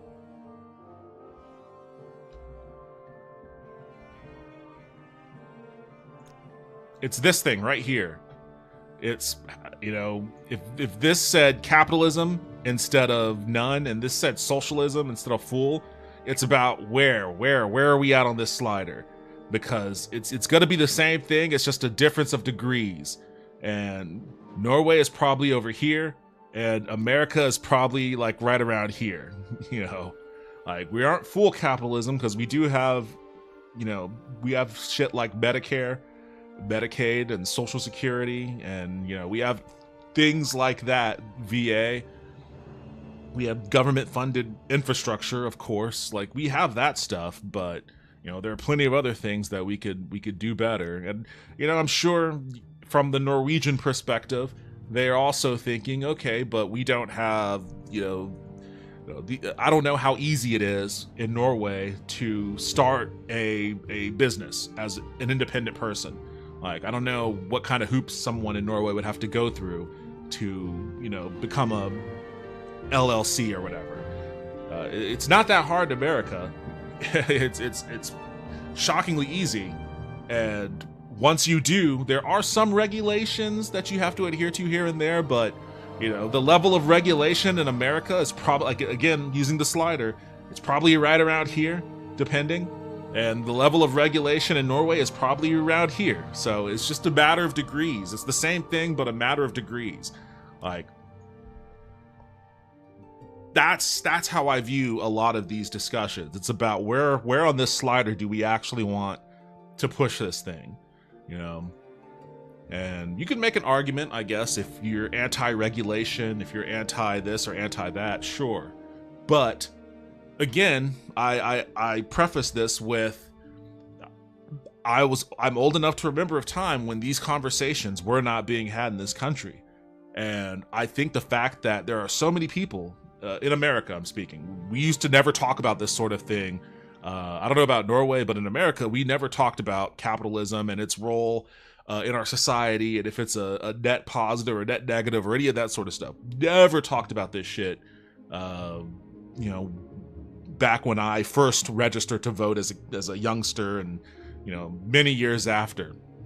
So the fact that it's become a more prevalent conversation, a more prevalent topic of conversation, is indicative to me of a critical dissatisfaction that more and more people here have with the status quo, and you know, of free market capitalism, put that in quotes, because you know, it's not entirely free market capitalism. Again, it's a slider, but free market capitalism has proven to enough people to be enough of a net negative to openly criticize it in this way. And look at countries that do it different, like Norway or, you know, Sweden or Denmark or wherever you want to look at. Look at those countries and go, what are they doing? Like, these are countries that rank high on the happiness index, which, you know, you indicated yourself, gaming and complaining, that is a metric that shows the average. So obviously the average means you're going to have motherfuckers that could not be happier. You know, they are the happiest people on the face of the planet. And then on the other side, you've got people that are in the dregs, absolutely miserable. And then you just look at, you know, the, I guess not median, but the average then between those two poles. So we recognize that there's still the negative stuff over there too. But taking the negative into account, the average is still on the high side. It's still in the top 10. People who don't live in that environment, you know, are going to look towards those countries and go, what is it they're doing that, you know, we could take away from that? I remember when Michael Moore released Where to Invade Next. And that was pretty, like, when that movie came out, what year did that come out? It was a pretty big point of contention with that. I mean, Michael Moore has always been a bit of a lightning rod, but that movie came out and people, like, you know, there was a lot of consternation around it.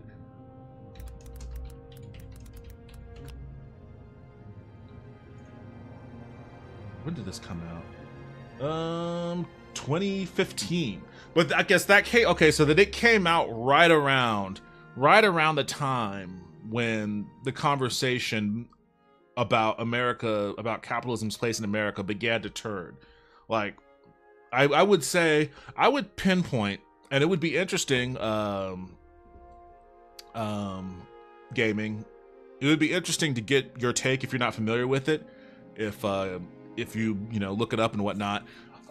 And I don't know what was going on in Norway at the time, but I would pinpoint the change in our conversation here occurring somewhere around the same time that Occupy Wall Street did, which I think was 2010 or 2011.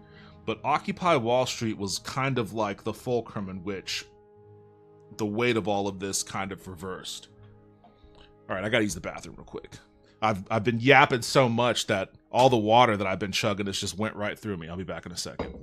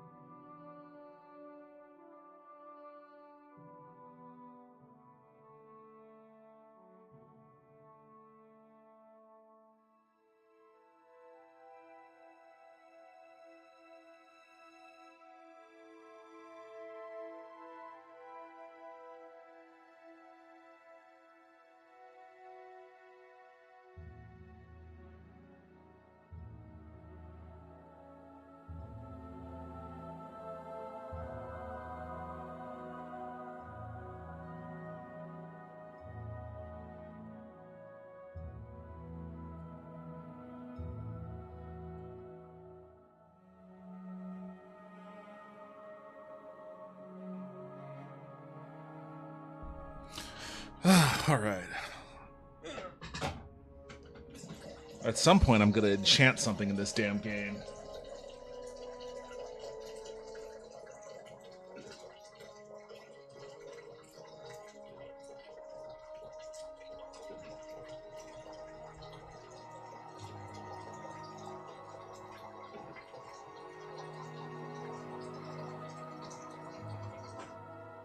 All right. Yeah, I'm getting my LLC currently. Super easy, very little oversight. Yeah, I mean, yeah. Some would say that's a great thing. Some would say not so great thing. It's easy to start a business here, but once you start making money, it's best to move out. Many have moved to Switzerland because of our business-killing tax system. Well, I've never studied opening a business in Norway, so I'm not familiar with that, but you know what? That's fascinating. Norway is a first world country. The US is a low-key second world country. When you look at how many are uninsured, homeless, in prison, the amount of money we spend on war, the lack of free college tuition and public universities, so many people in the Norway, 7th happiest country on earth, moved to Switzerland, the 9th happiest country. Switzerland is not, I guess it makes sense for Switzerland to be 9. Switzerland, I think Switzerland is probably, maybe Switzerland and like Luxembourg are probably the closest to America that you're going to get in Europe. But it is very pretty in Switzerland. And from what I recall, Switzerland is very wealth-oriented. Like, it's basically a gated community for the wealthiest people in Europe. Yes, the system shows that the average of happiness in countries, but it does that across the board for all countries surveyed. We have a wealth tax that taxes your businesses whether it has made a profit or not. In other words, you have to sell assets, maybe machines, to pay the wealth tax. I don't think anybody here is advocating for that. Like, again, it's all slider. I wouldn't put a wealth tax on a company that operates in the red. But then you gotta do your audits though, because then you're gonna have companies that are gonna consistently or routinely post losses, whether they actually have losses or not, just to avoid taxes, which is basically the Hollywood mechanism. That's how Hollywood operates. Be surprised at how many of these blockbuster productions are in the red despite, you know, billions in sales. My point was, rich business owners are moving to Switzerland. They too have a wealth tax, but it's fairer. Again, yeah, Switzerland is kind of like a gated community for the rich, but I don't know if that's a model that you'd want to. I don't know if that's what you want to model a larger, broader society around.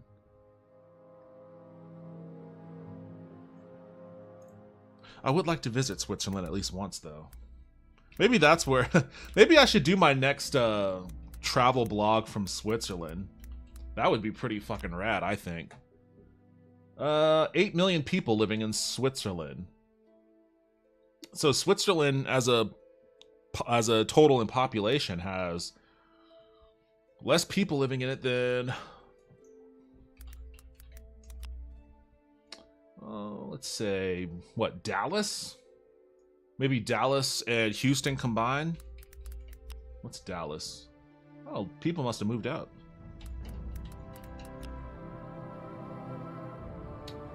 People must be spreading out. Texas has a total population of 30 million, but the two most populous cities are only a couple million people. Where's everybody going? Austin has less than 1 million. Well, let me do Austin Metro. Yeah, Austin Metro. Maybe that's what it is. Austin Metro has 2. There we go. That's what I thought. Yeah, the Dallas metropolitan area has 8.1 million residents. So, Switzerland has the same population as the city of Dallas. So, you know, I guess if you're just limited to the city of Dallas, you can probably get away with fostering a society that's maybe a little less economically inclusive. Do they have guns in Switzerland? I don't know if Switzerland has guns. That was also a time when we started using social media to do more than take duck face selfies and and overfilter square photos. I forgot about the duck face era. So let them move. If rich people feel the country is helping the not rich people too much, that's a good thing. Why design a country to make the top 5 to 10% happy over the other 90 to 95%? When you have a factory full of machines worth several millions, you have to pay a percentage of their value. Whether those machines have been making a profit that year or not, the government doesn't care. In Switzerland, it's not like that. Okay, so you put a tax on equipment. All right, well, fair enough. Fair enough. I mean, that is still ultimately, that's kind of like, you know, property tax. You know, I have to pay a fucking hefty tax on my house. Right? It's the same kind of concept. It would be interesting if they offered a loop out of that by, because ostensibly what that's doing is that's giving kind of like de facto ownership of those machines, you know, the apparatus of which their labor is, their value generating labor is possible. It's giving it over to the government, the state, that it itself is controlled by people. So it's a roundabout way of having people have ownership of that property. But it'd be interesting if they had a way to loop around that by just giving their workers direct ownership of those machines, because that's essentially what they're doing anyways, which I'm not that opposed to that idea.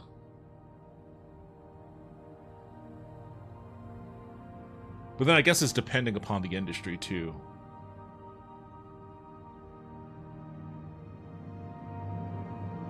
It's not a good thing, because if tax was fair, that money would have gone to our people. What do you mean? Isn't it better that they pay less tax and stay than leave and pay us 0? No. No, I don't think so. I don't think so. But then I guess it depends on, again, there's a lot of stuff that I'm not familiar with. It depends on, it depends on what trade looks like in the EU. I'm not familiar with that. So you have implications on what it actually costs for these business owners to uproot and move out of the country into a different country, but then, still have labor that exist in that country, or exporting, importing goods to and from. Like, I don't know. Like, a part of the idea in America that was bantied about several years ago was, and it still gets talked about, but just in a different context, is just like expatriation taxes or tariffs. It's like, feel free to leave, but you'll pay a hefty fee for it. No, I let those people leave. Look at the results of your country, even still, as they leave. And yeah, I think gaming, you're making an argument from like the point of view, like you're making the argument from the point of view of someone who has a lot of money that you want to invest in a Norwegian company, but the only thing that's keeping you from pulling the trigger on that is a distaste of their more socialist society and what the tax implications of that are to you. It sounds like that, and I'm not saying that's what you are, but I'm saying that like the arguments that I'm reading from you feels like it's coming from that perspective, whereas the arguments that I'm making, and I think Arachnid is making, is a disregard of business implications and a stronger regard towards societal implications. And I know that there's always the argument about, well, societal implications are factored into the job equation. Like, their job creators is a thing that gets tossed around in America. Like people, business owners and the wealthy and whatnot, they're job creators. You wouldn't have your job if they weren't here, buying up factories and land and machines that they use to manufacture things. You wouldn't have that if it wasn't for these job creators that take a risk by investing their money on these things. So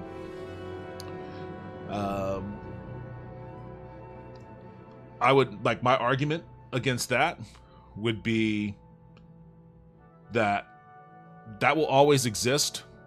That will always exist because markets and jobs and all that sort of shit existed pre-capitalist. It existed in a pre-capitalist society. Capitalism was an excellent way to get away from the feudal system because it essentially democratized feudalism. It was an excellent but it was a transitional state. It should have transitioned into something more akin, in my view, to socialism or communism. But it didn't. It just kind of got stuck in the state that it is now, where it's kind of reverting back to a neo-feudalism. But there's always going to be, job creators. There's always going to be people that, will try to open a business here and there, irrespective of, what the tax burden might be. I don't think anybody that's ever had a notion to start a venture has ever said, oh man, I just have a great idea for a new product and blah, blah, blah, blah, blah. Oh, but the taxes. Oh, well, you know what? I'm just going to go back to Burger King. Like, I don't think that's a thing that happens. I'd say that's Monaco, a gated community for the rich.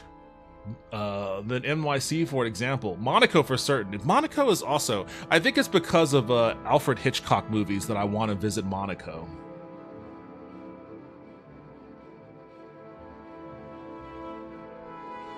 God damn, I have so much chat to catch on. You motherfuckers are debating this. Alright, you know what? I'm gonna do a speed read on this thing, and then I'm gonna get to enchanting. It's worsening. The standards have decreased. Most are not happy with our socialist government. Everything's become more expensive. I think it's obligatory to own guns in Switzerland. Okay, so they have guns there. Fascinating. Everything has become more expensive because of American corporate greed. Claimed to be a necessity, claimed to be necessary inflation. The world follows the U.S. on some of the worst things. Please give me some things the US is getting better results in than Norway, or things that are better here in the US than Norway. I think it has more to do with obsession about climate. Expensive energy makes everything more expensive. Almost every major company is US based. In the US, the property tax you pay on a home goes towards schools in that county. Kids can only go to school in the county they live or pay for private schools. This means kids in lower income areas get worse education and have less opportunity. That is very true. But that's why Robin Hood programs are kind of like neoliberal band-aid solutions to try to get around that, but those get game too. Because we let corporations call the shots here. Give me another example, please. I don't see that as a good one. You have huge influence, and that's power worth more than socialist policies. Defense industry. Defense industry. Yes, Lockheed Martin, Boeing, SpaceX, our government would kill those companies. Don't threaten us with a good time on that one, man. Like, especially Boeing right now, and SpaceX is a fucking net negative. I'd rather have that money going to NASA than SpaceX. Europe is hopelessly disarmed and was completely caught with its pants down when Russia invaded Ukraine. Only now are waking up to the threat. They're way too used to the US taking care of their own security since World War II. Well, I mean, that's... you can go either way with that argument. My feelings on America military imperialism are amorphous. Generally speaking, I'm not for it, but I also recognize that there are undeniable, or there have been undeniable benefits towards, you know, America being a something of a world police. It's kind of coming apart at the seams right now, but you know, we have managed to avoid catastrophic wars at least. Elon Musk wouldn't be able to test rockets and maybe get us to Mars from Norway, trust me. I mean, he wouldn't be able to do that anywhere anyways. The US has huge influence. That's better than having healthcare as a birthright, better wages, public childcare, and free college at public universities. All those things in the US are better than in most parts of the world. Well, if you say they're better than most parts of the world, you're talking about the global south. And they're better than it is in the global south because the Western world exploits the global south. You know, so let's be real about that, about the implications of America imperial and exploitation of Latin America, European exploitation and American exploitation of Africa and the Middle East. And Western Asia too. Let's not forget what Britain did in India, Afghanistan, Pakistan. You know, drawing up arbitrary borders in you know, broader Arabia. The Western world is really kind of fucked the global South. But then that's why, you know, BRICS is trying to be a thing. NASA is funded by the taxpayers of the US, so if we ever get to Mars, it will be due to American capitalism, not our free dildos. First of all, we are never getting to Mars on the back of American capitalism. That's just not happening. Like, that is not happening. As much as I used to be all on board with private sector space exploration back when Virgin Galactic first announced its thing, but, you know, honestly, it would be way better if we just funded those initiatives through NASA. Because, you know, SpaceX, Virgin Galactic, they're profit motive driven. You know, and everything they're doing is geared towards one day offering space tourism. And it's all predicated off of technology that's largely been being developed and researched at publicly funded universities anyways. Same with the medical field. Same with pharmaceuticals. Like, all these vaccines and life-saving medications that Pfizer and whoever else are making profits off of have all come by way of publicly funded research held at universities. So, when you add the profit motive, all you're doing is you're playing on hard mode. You're saying, okay, now you have to make this profitable. How are you going to make space travel profitable? Like, it's such an expensive venture just to get the fuck up there that, if you get to a point where it's safe to start taking people up to space travel, you're charging like millions per ticket. Is it going to be profitable? Are there going to be enough multi-billionaires to want to jump on a rocket and go to space? Maybe. But are these companies going to flame out because they run out of money to invest in developing rocket ships to that end? That's a big possibility too.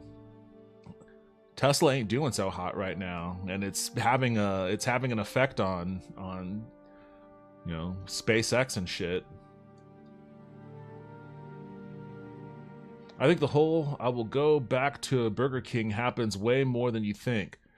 Getting a patent to protect an idea is monstrous. Oh, I know, because I'm going through that right now. But my broader point is, I'm not saying that doesn't happen, but I don't think that it happens to a tremendous degree to people who actually want to like start a business. Like, you always get, your late night barroom drunks that are like, dude, I've got a great idea for business. No, hear me out. And then, you'll hear some weird shit. And then those will always go nowhere. But to anyone that actually really wants to do it, taxes aren't the issue. Taxes come on largely on the back end. Like, the issue is just the upfront cost. The upfront cost of starting a business is what's going to stop you. Like right now, trying to figure out, all right, if I self-publish my comic, how much is that going to actually run me? Like, I don't really give a shit about the taxes. If I have to worry about a high tax problem on the back end, then hopefully that's a function of high sales. If I get to the point where I have high sales, then hey, you know what? I'm doing the thing. It's working out. But that initial cost is what the initial cost of investment, going to your parents or your friends and being like, hey, do you have a couple thousand you'd like to invest in this? That's the real issue. I don't see any of those things as a birthright. Your family and you should provide your family. Wait, what? Your family and you should provide you with those things. Well, I mean, that's pretty fucking hard to do when your family is being driven into the poorhouse through mismanaged economic policies. Like, that's a key part of income, of the income disparity. Like, when your wages are worth less and the cost of living increases, then your family's not going to be able to take care of you. You're not going to be able to take care of your family.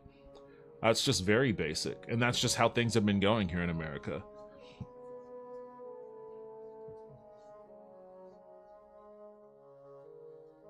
So I asked what was better in the US and Norway, and the two answers were influence and defense industry. That tells you all you need to know. Yeah, those aren't the best answers in the world. Influence and defense industry. But it makes sense that, it makes sense when you put it that way. It makes sense that, America is known all around the world for Hollywood and pop music, social media influencers, and war and the military, our brave men and women in camo in camouflage. I guess that is the summation of what America is to the rest of the world.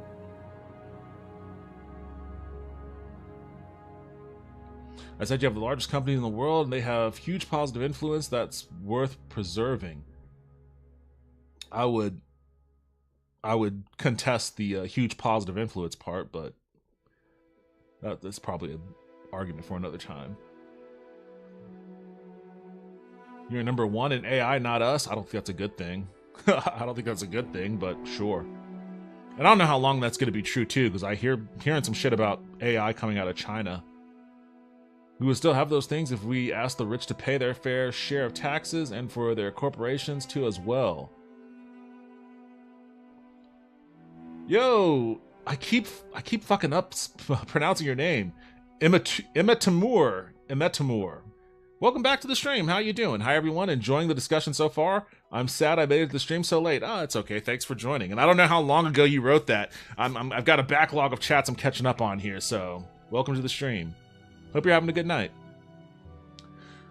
The problem without your theory is that with it spirals downward to what I said in the beginning. Greedy politicians, there is no limit to fair share.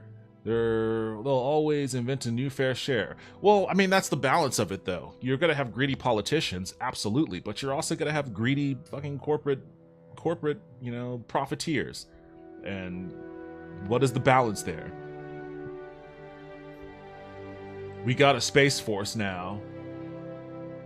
You know what? What has Space Force been up to? Have they done anything? I guess they're putting missile defense systems in space.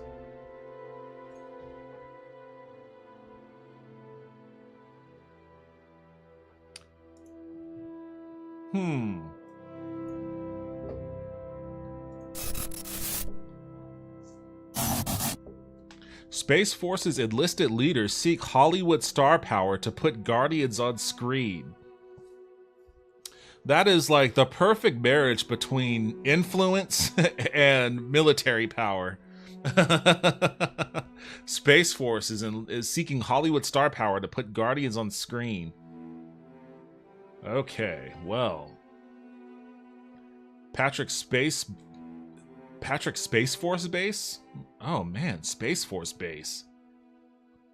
I mean, I grew up on an Air Force base, but never thought I'd see a day where we'd have a Space Force base, and Florida was using the filming of a newly released movie, Fly Me to the Moon, about the 1960 space race starring big name John Channing Taylor Star. Okay, whatever. I want to get to the meat of this. Where is it at? On Tuesday, Beta Vegna was at Fox Studio Lot in California, where he explained Guardian's crucial mission to nearly 20 Hollywood directors and executives. Notable attendees included Jerry and Jane Zucker, famous director and producer of such films as Airplane, Naked Gun, and Friends with Benefits. Airplane and Naked Gun? What year did this come out? Oh, this was published just yesterday. What the fuck? Those dudes are still alive?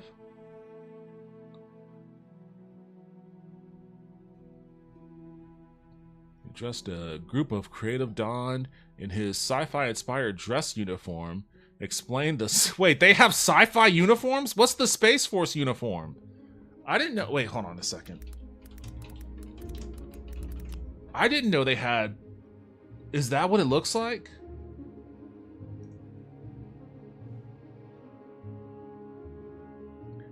Alright, that's kind of awesome. I'm not gonna lie. If that's the Space Force uniform, it's very Gundam. It's kind of Gundam. I guess this says Battlestar Galactica, but I'm getting a little bit of Gundam from that. Okay, interesting. Space Force's mission isn't to fight aliens, hunt Sith Lords, or put combat boots on the moon. In the real war, it's about securing America's interest against China and Russia, of course. It always is going to boil down to fighting China and Russia, protecting the nation's use of GPS and tracking orbital debris to keep it from harming assets such as the International Space Station. Well, how about keeping asteroids and meteors from crashing into Earth? Whether it'll be Star Trek. Okay, so they're just trying to... I mean, you're not going to sell people on juicing up the Space Force by fighting China and Russia in space. Give them a little razzle dazzle. Start talking about those aliens that they were autopsying and shit. They'll make some Space Force movies about that. In a video shared on social media this month, well before Space Force's 5th anniversary. Wow, Space Force has been around for 5 years.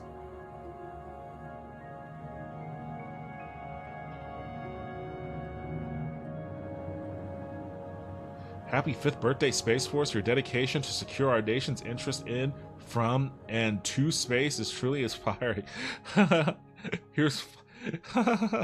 sorry, that just made me laugh. Nation's interest in, from, and to space. Okay, well, I guess the Space Force is around. They're still hanging around. They're still doing things. United Launch Alliance and SpaceX gets 1.8 million boost in Space Force contracts. Well, there you go. That's also a pernicious part of capitalism. Is these public-private alliances that just funnel $1.8 billion worth of tax revenue into a private company. I'm not a fan of that. That's $1.8 billion that could have stayed, you know, in better social services. Also, we can fuck with China's GPS.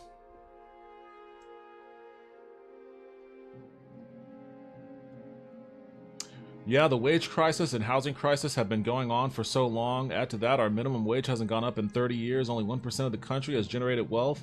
No one's families can save them in the U.S. anymore. No, not at all. And I have discussions about that with a friend of mine who you know, talks about, you know, why, you know, how families in other parts of the country are closer than families in America tend to be. And I was like, well, part of it is that their society is just used to families taking care of one another, whereas in America, we're more used to, okay, you're 18 now, you're on your own, you're independent, get out the house, get out of here. But wasn't this stream about Morrowind? Morrowind is somewhere around here. Where's my? There it is. Here's Morrowind. Yeah, this is a Morrowind stream. It got derailed when I was trying to enchant my my ebony blade. You just came in here gaming and dropped like a crazy ass bombshell question. It's one of those things where it's like such a simple and innocuous question that I knew as soon as you asked it, I was like, oh, this is gonna spiral into something fucking crazy, isn't it? I don't even know where I am right now. Where am I? Am I in Vradenfell? This looks like I'm in No, I'm in Fort. Oh, right. I'm busy, so if you will excuse me. I think I'm trying to buy stuff to make intelligence fortification spells.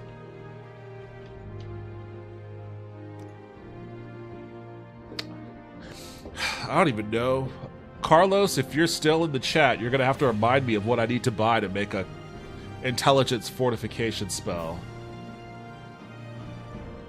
Is part of Space Force to fight space aliens if they show up and attack? Not making a joke. Is that part of their mission? No. Their mission is basically satellites in space and weaponry in space. Being able to shoot down missiles from space, being able to launch missiles and other types of weaponry from space, having their own version of some sort of internet satellite that they could use for spying and other espionage type things. Nothing to do with aliens or anything that you would think a Space Force would be good at. I think it's about gathering intelligence, spying, yes. The costumes they came up with look very Mass Effect to me. I could see Mass Effect in that. I can see Mass Effect. Is Mass Effect a good game? Haven't played it? Yeah, one of the best games ever made. I can't say enough about the trilogy of games. It's pretty ironic since I worked at BioWare for 6 years and I've never played them. I think I played Mass Effect 3 for like 5 seconds. Your choices matter. The games connect and carry over your choices. If someone dies, they are dead. If they live their story continues to the second and third games. Great graphics, amazing lore. What about Mass Effect Andromeda? You can get them all together if you get the Mass Effect Legendary Edition. All the games are remastered. They did a great job. Also, the game's fully voiced, and you even pick what you say in the conversations. My favorite game series of all time. Subject changed. Did you see the Deadpool gaming controller? The ones with the butts? The controllers with the butts? I did. I don't think I'm going to be getting one of those. I would just feel a little creepy. It got derailed because of me, sorry. No worries. I'm always down for a lively discussion. If you haven't noticed, if a topic piques my interest, I can yap at length, so I'm always good for a lively discussion. I like ash yam plus bloat. Is that what I need? Is that in here?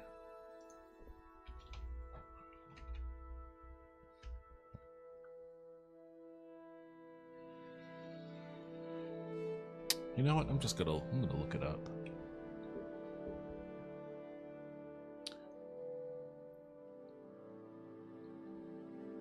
Devin and I get into conversations like this regularly. It's not a hard thing to start. Don't be too hard on yourself. Yeah, it's a common thing for me. I like to wax philosophical or economical, political. You could skip Andromeda, which is the 4th game, a new story altogether, kind of meh game. The multiplayer is pretty sweet though.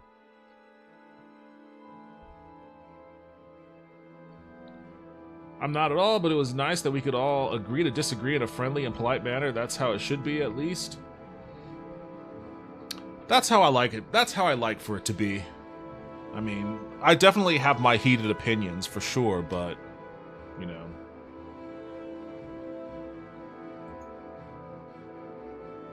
I'd like to think that I can... I'd like to think that I am, maybe not a smart person, but smart enough to sell my points, to make my case. And if not, then I'll learn something new.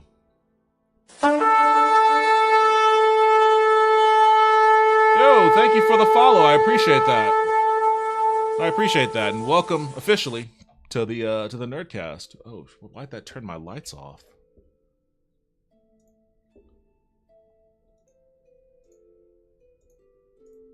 There we go. Netch leather works too. Okay, let me see.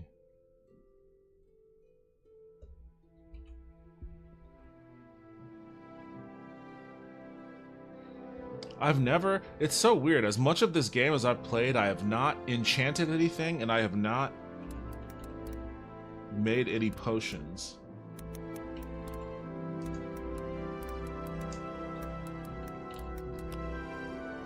I played this game in such a meathead manner. It's just like, give me a sword and I will swing it.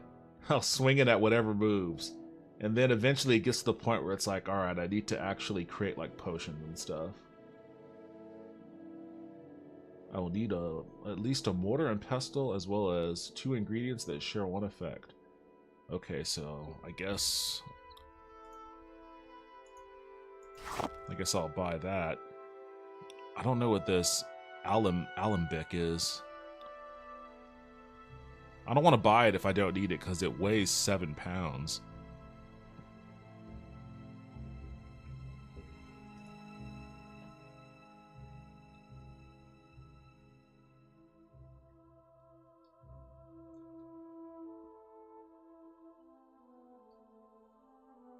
Okay, so let's see if I can find... If I can help, I will, but don't take too much time.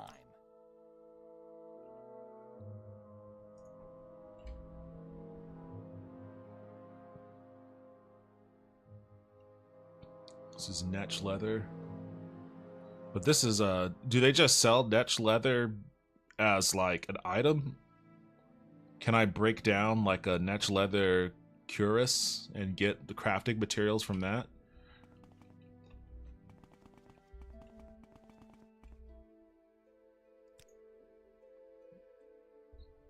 I think I already talked to that person.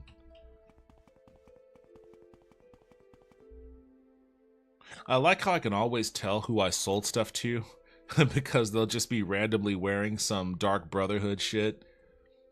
Talk with you? Something tells me I might regret it. Ask or get going. Alright, let me see. This guy has some stuff.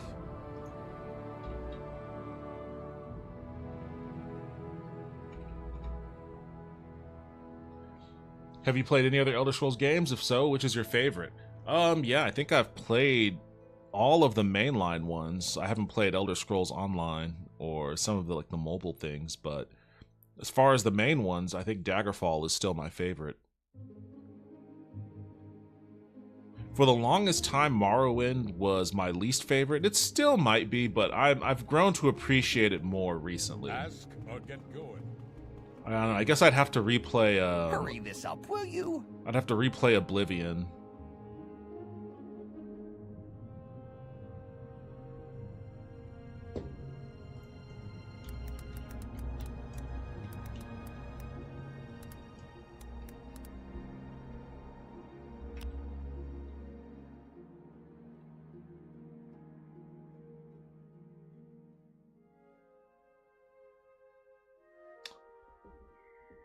Okay. I can also use a Horker Tusk too, but I wish it was easier to see what these were without having to mouse over all of them. Any time now. Is it necessary that you speak with You me? only have potions. Shut up. You don't have potions. What about you? You just have weapons? Now, I know Carlos said that somebody here sold something, but that conversation is so far down the line, I don't even know how to find it. Fortify endurance.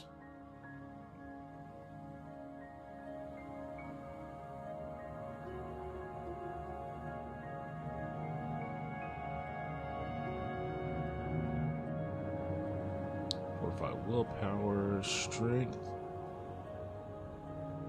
Restore willpower.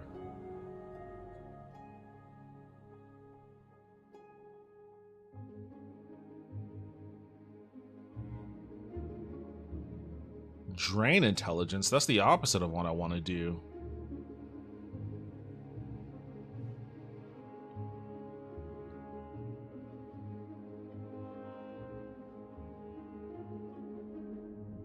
Okay, so it looks like none of these are what I want. You risk your neck coming here. Sure you didn't have it?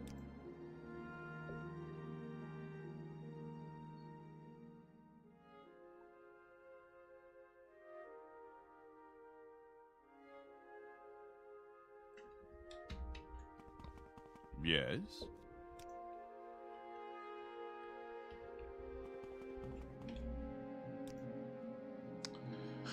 Oh boy. Morrowind and Daggerfall Unity are my favorite Elder Scrolls games. Daggerfall Unity for certain. For my number 2, I would probably...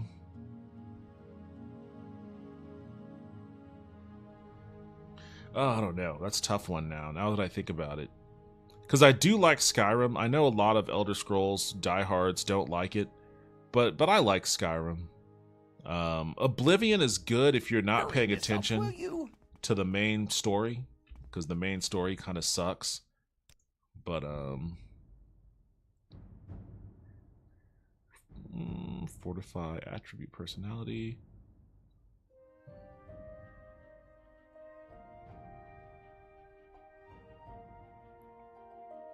I felt like I was so close with this guy, but nope, he doesn't have any either.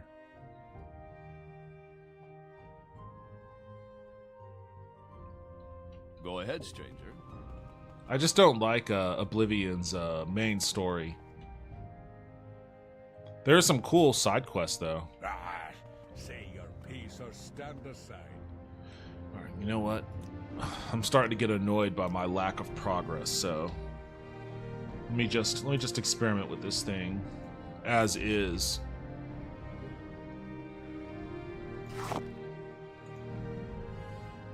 Make an enchanted item. Ebony longsword. What do I want to do? Poison?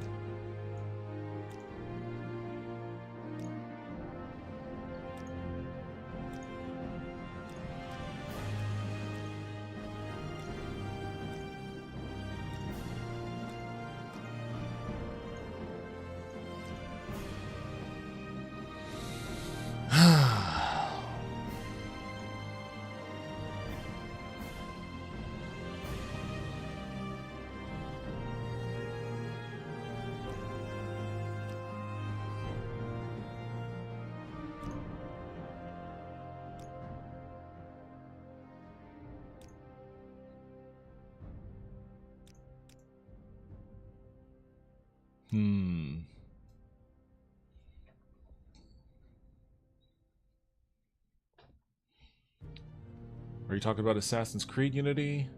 Yeah, Daggerfall Unity is its own mod. Just the old school Daggerfall in the Unity engine. It's pretty awesome. It's pretty wicked. You can get Daggerfall for free, I think, on Steam. So, and you can download Daggerfall Unity for free, so it'll cost you nothing to check it out if you've never heard of it before. Just grab Daggerfall from Steam and then go get Daggerfall Unity. I love it. I was obsessed with it for a long time. It's like a classic role-playing game. It feels like you're playing Dungeons and Dragons. It feels like an old D&D tabletop kind of thing. So I'm on board with that. It's free too now. Daggerfall Unity is also free on GOG and one download. Oh, cool. I didn't know that. I was unawares. The other cool thing about Daggerfall Unity is just the sheer number of mods that are available for it. And depending on the mods that you get, you can turn the game into a completely different game. You could turn it into a completely different game. Please play Daggerfall Unity. The advantages and disadvantages are so fun. Vampires and werewolves are super OP too. Oh yeah, dude. I was playing as a like a mage in one of my playthroughs, and a low-level wizard in that game sucks. Like, they are awful, and it was a struggle. It was a desperate struggle to like just survive, and I somehow ended up getting turned into a werewolf, and once I became a werewolf, I was unstoppable. Like, I was unstoppable. So you kind of want to find a werewolf in that game. Like, the drawbacks for being a werewolf were never enough to like make me not want to do it. Because like every now and then you had to like kill some random innocent people, but it never affected like your reputation. Because Daggerfall has a reputation system. Like, if you break crimes, if you do crimes and break laws and shit, or fail enough quests, then your reputation in that country will start to diminish. And people will start to dislike you or outright hate you. You'll be wanted by the law, all that kind of stuff. So there's definitely incentive to, like, not get caught stealing things or to not fail enough quests. But there is no disincentive for killing a bunch of innocent people as a werewolf. So like you should definitely find a werewolf and turn into one if you can. All right, I'm gonna try to make this thing. Did that work? You have successfully created an enchanted item. Awesome, that did work. Ebony longsword. Oh, hell yeah. 3 to 8 points of poison damage for 5 seconds. In 2 feet. So if there are enemies that are within 2 feet of one another, then I'm going to get a little bit of splash damage. Hell yeah. Wait, oh, I have a blessed spear? Okay, I'm going to sell that shit then. I don't need that. I was trying to get whoever enchanted this Jink Blade is a god damn, they're like Gandalf. They're like Gandalf the white level mage, because this thing does 10 points of damage for 10 seconds. Like, I could barely get mine. I was 3 to 8 points for 5 seconds is all I could do on mine. But 10 points for 10 seconds is pretty crazy. But this long blade does more damage anyway, so I'm happy I was able to get that. I'm gonna sell this axe and this spear then. Awesome. You know what? I'm done then. I'm done. All I wanted to do was enchant that sword. It looks like I was good enough to do it on my own. I'm gonna head back to Mournhold now. Talking about Daggerfall makes me want to play it again. I feel like I played too much Daggerfall.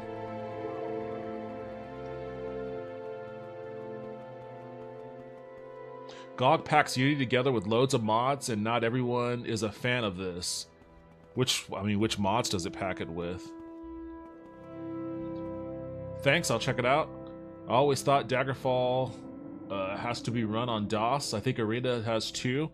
Old school, yeah, if you're like playing the OG version. Why walk when you can run? But when they first made Daggerfall and Arena free on Steam, I downloaded them and tried to play them, but wait, where's the guy at? Wait, where's the guy at? Oh, he's in the water?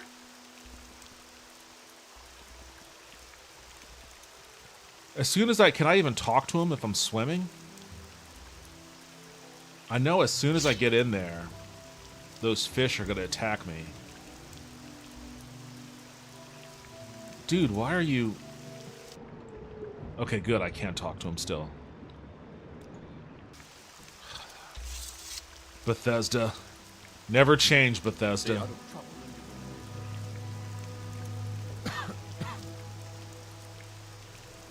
When you have an AoE spell and the spell absorb, you can absorb your own spells. I don't know if I like the sound of that with poison. Those people are right. I read about that. Some mod contributors didn't get credit or... Oh, they didn't even get credit or give consent. Okay, that's different. That is kind of fucked up. Didn't give credit or give consent to have their mods added to the GOG version, which are all individually hosted on Nexus Mods. What the GOG version has going for it, the only thing over the version you get and add the mods to is if for some reason, or if for someone doesn't want to do modding and separate mod download, they can get everything packaged together on GOG.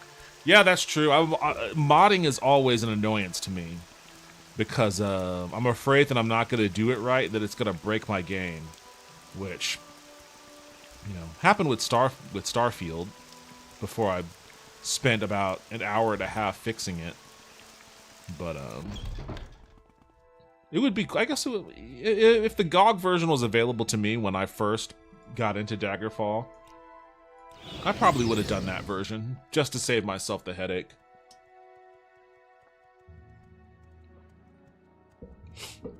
Daggerfall Unity that you want. Thank you for your suggestion. Oh, sorry, I meant in Daggerfall Unity. It's a good way to avoid resting and keep your spell points high.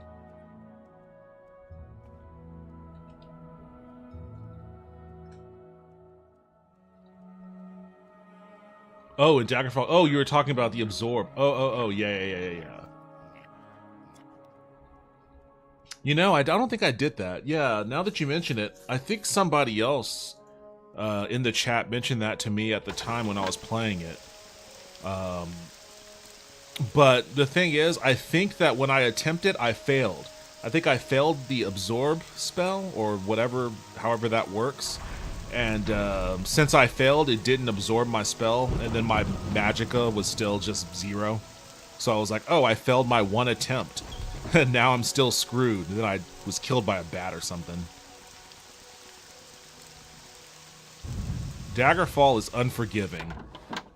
I will warn you about that, gaming. Good for business, citizen. Daggerfall is an unforgiving game. It is probably the most unforgiving Elder Scrolls game, more so than Morrowind.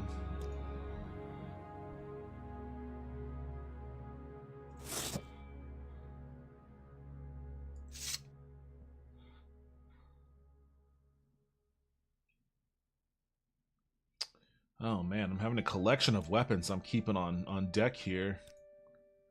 But I like it. I like where it's going.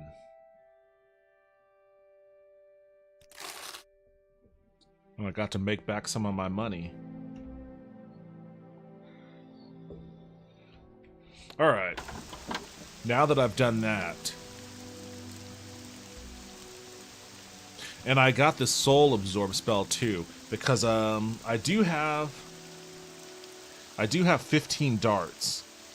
So I kind of want to do what that gang in the sewers did and just poison enchant all my darts. So that'll be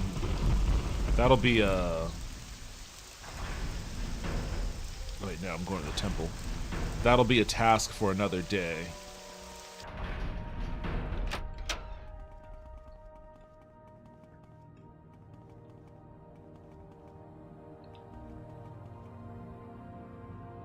I have to leave now. Thank you all for friendly talk and debate. Maybe we'll see each other again soon. Have a nice day, everybody. Hey, thanks for stopping by. I appreciate it. Always good to have a lively discussion, so thanks for popping on and hanging out, and thanks for the follow, too. Have a good rest of your evening, if it's evening where you are, and hope to see you back in here soon. I can't roll a joint to save my life. This is day 3 this week of me trying to roll one. I'm working on it now, and it's harder to me than Dark Souls. Oh boy. Well, you're talking to someone that has like 0 dexterity in real life, so... Oh, Jesus. Rolling a joint does not sound like something I'd excel at either.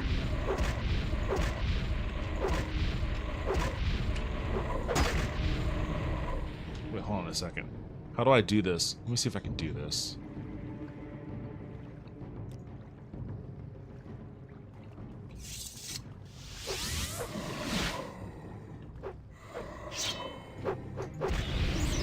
You have trapped a soul. Okay, so now what do I do with that?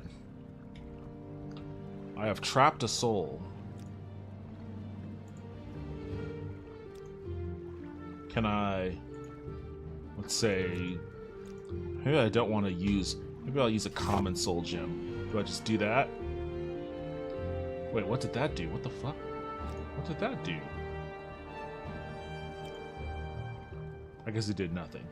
What do I do with my trapped soul?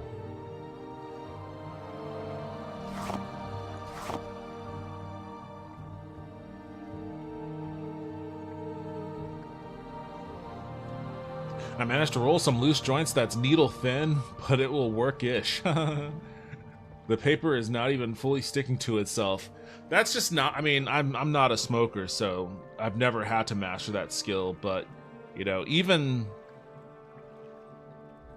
when it comes to, like, if I'm at home and I'm making my own, like, burrito and I have to roll the burrito up, like, I've spent a lot of time watching various Chipotle and other burrito manufacturers, you know, watching their technique on rolling up burritos, and I cannot for the life of me get that thing right. Like, I'm pretty sure I would also fuck up a joint. Not that I would make like a burrito-sized blunt or anything like that, although I would be interested. All right, what do I do with this trapped soul?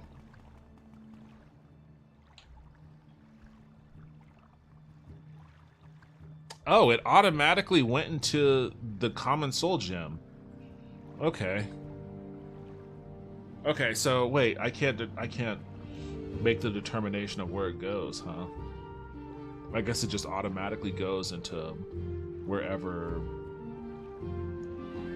All right, well, cool. I know that much at least now, so I'll definitely... I'm not gonna waste my other one on one of these guys.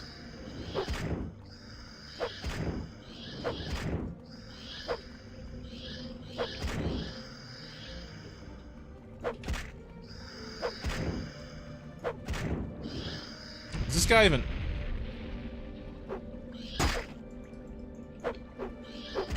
I was about to say, like, is this guy even attacking me? He was just kind of standing there for a second.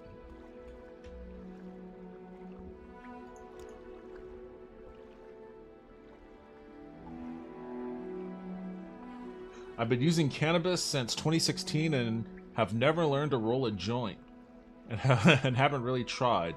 Usually I put some in a pipe and light it. Now that I've done before. That's like the easiest mechanism. I don't smoke, but you know, when I tried, I did not like the rolling of joints. I didn't like bongs. Like a simple pipe was all I needed.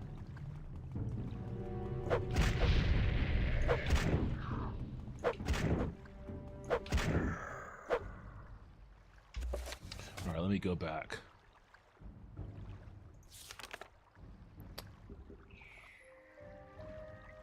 The tombs beneath the temple.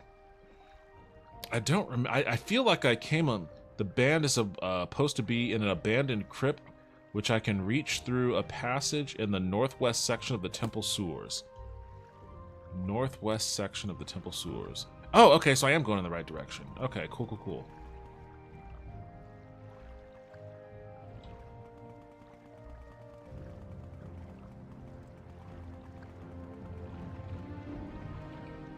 Awesome. Alright, let's do this. Oh shit, Lich. Okay, I'm definitely gonna try to soul capture on this guy. Oh shit, multiple. Oh god, there's like fucking a million of them. Okay, I'm gonna have to deal with the Lich problem before I can get fancy and start trapping souls. Let's see what my new enchanted. Actually, I don't know if the poison enchant will work on them.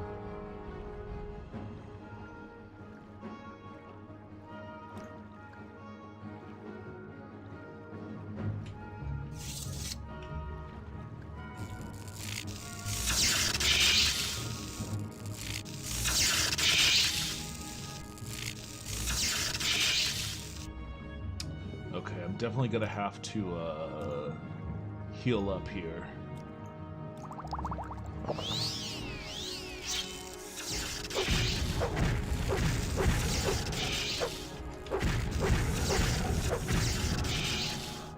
God damn, they're fucking my world up.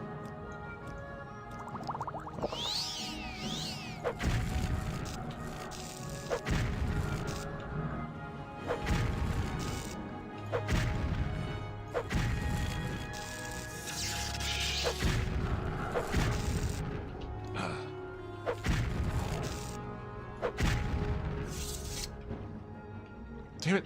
I missed my shot. Okay, how many? Okay, I could do this. I could. Oh wait, I don't. I can't do it. What the fuck? Wait. Okay. Regardless of that, I'm gonna. Let me see if I can do a magicka if I have one. Oh, that's a good one though. That's a good one. Do I want to? Fuck it, I'll do it. I'll do it.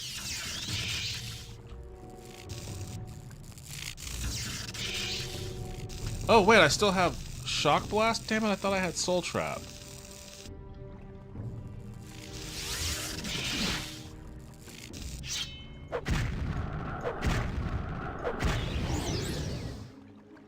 Okay, I did get that guy. Alright, where did that guy go?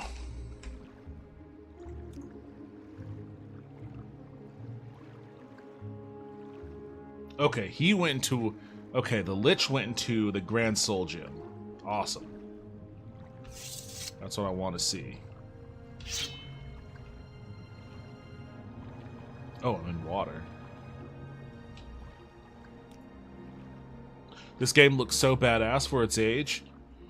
I think a part of it might be that I'm playing open Morrowind. I don't think I have any graphic mods on it.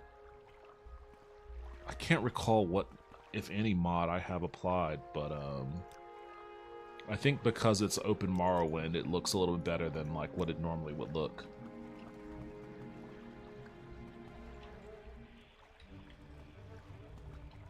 I'm not gonna waste my ebony sword on you. You're just a rat. Let me go back to my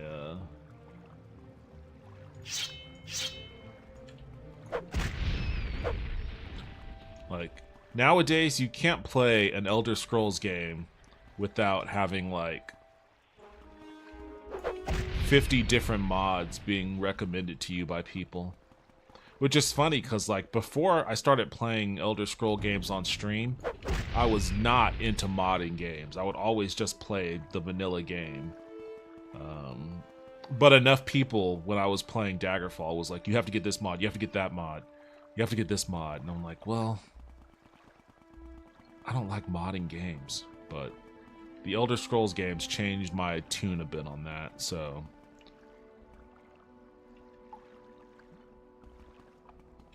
You know what? Maybe I should go up the... I don't know where that takes me, but...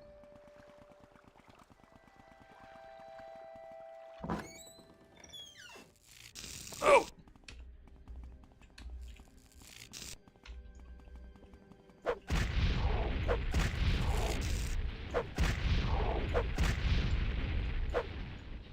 Oh man, I missed. Got him.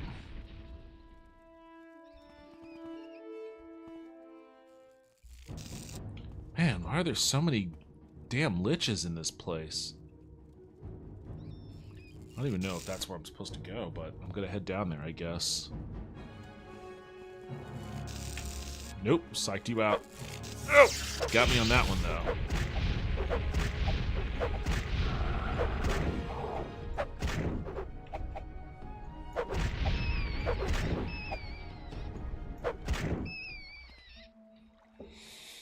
All right.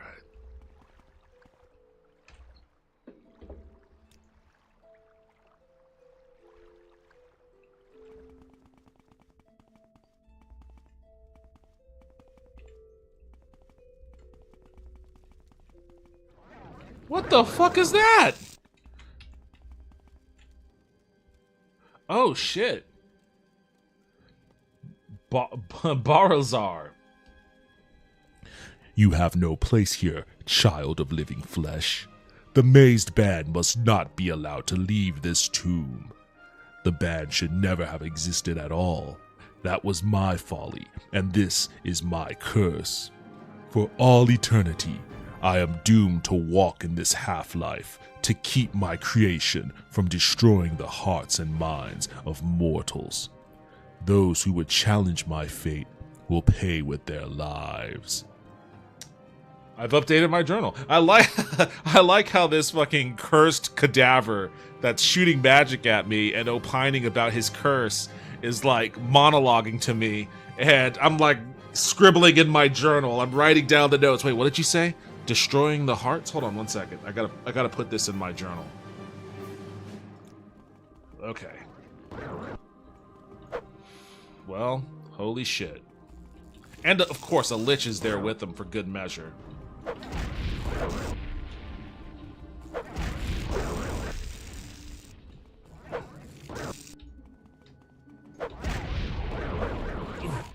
I don't know what that thing he's shooting at me is gonna do if it hits me, but I don't want to find. Oh! Oh! It's darkness! It's darkness! How long is this shit gonna last? Oh, god damn.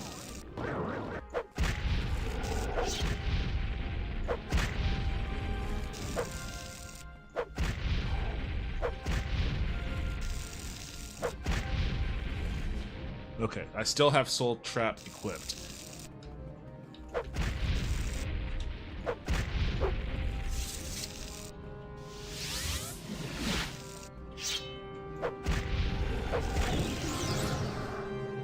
Alright, I got his soul. Now to deal with this fucking asshole.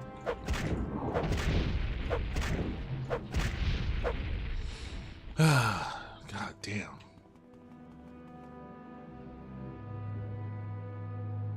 Daedric Claymore. Holy shit. Oh my god, this weighs 81? Daedric Claymore. Well, it's a good thing he didn't take a swing at me with this thing.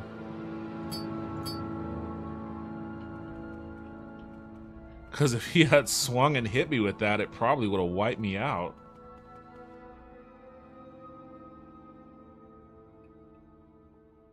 You know what? I might do some... I'm going to take all this stuff, because I might start doing some alchemy. Now that I have a pestle and mortar.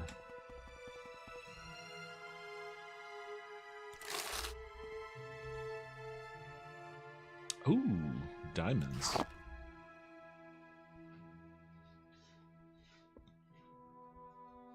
I need to reinstall Daggerfall Unity. I had a pretty good mod list going for a while. There was another streamer, Necronut, who pops in here from time to time. He has a version of Daggerfall that is super modded out, and he just like threw his entire mod folder, his mod directory, on like a share drive and sent me the link. So I just grabbed all the mods that he had and started playing with that. But then I also like, there was some stuff that he was using that I turned off, and there were some mods that I had that he didn't that I reinstalled. Oh, this really? Wait, this is... Oh, okay. Well, I went in a big circle, but cool.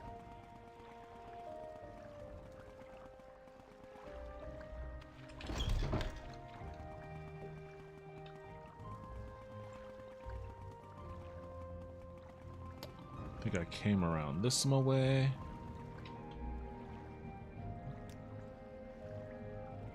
Yeah. And I go this way.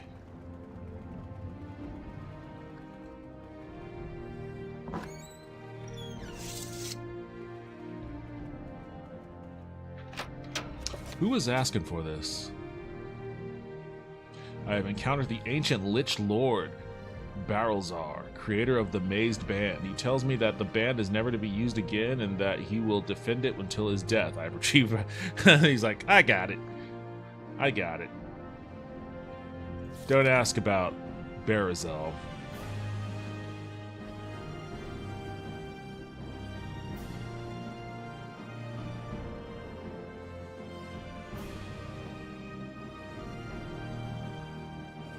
Alright, so Fedris Hilaire.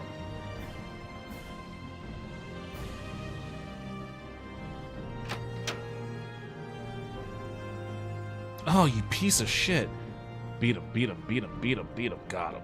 Slow motherfucker. Alright. You got the Mazed Band? Interesting. I won't be the one to take it. Speak with the priest, Dren. He'll know what should be done. Mornhold, city Dren. of light, city of magic. You fucking asshole. He got me anyways. Justice never sleeps. Okay, I'm back. Welcome back. This game is great. It just feels magical. Great lore and world building. Are you referring to Daggerfall or Morrowind? This game does have a lot. This game has crazy lore. This game has like pretty insane levels of lore. I never got mad. I guess maybe I spent too much time angry about like the technical limitations of the game, the mechanical issues I have with it. This guy is still blocking? See, like shit like this. Like, I can't get into like the magical feeling of the game because I'm always dealing with shit like this. So magical that I have to pull up the console menu and clip through guys just to walk into a room.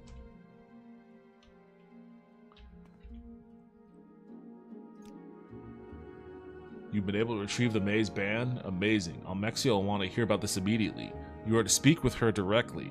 I hope you realize what an honor you're receiving, Mortis. Yes, the lady requests your presence at once. It is best not to keep her waiting. You will find her in the High Chapel. Our Shit. Lady's blessings upon you. Speaking with the faithful big dog servant. herself. That's how I should greet her. As soon as I walk in, I should just go, big dog. Almalexia knows and sees.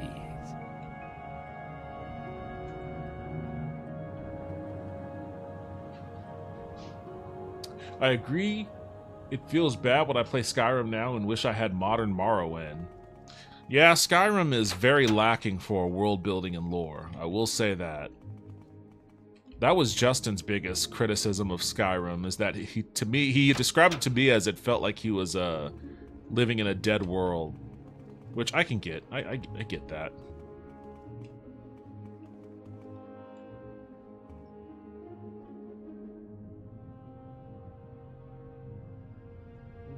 Daggerfall, City of Light, City of Vengeance.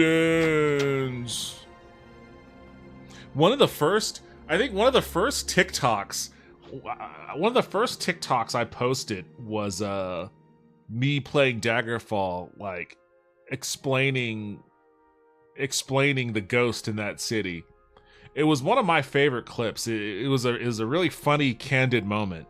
One of my favorite clips. Three gods, one true faith. These guys really just say random shit for no reason, huh? Wait, where's the High Chapel? Is it over here? It's the courtyard. Is it over here? Here we go.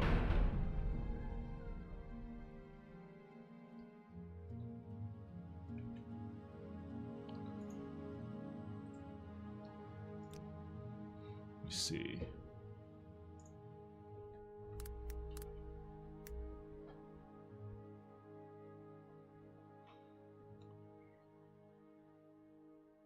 Morrowind I'm talking about?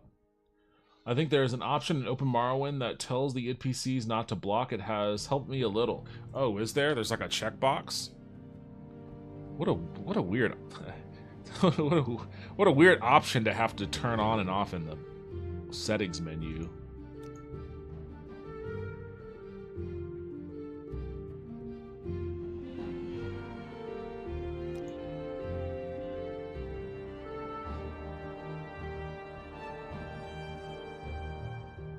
I don't see anything here about that.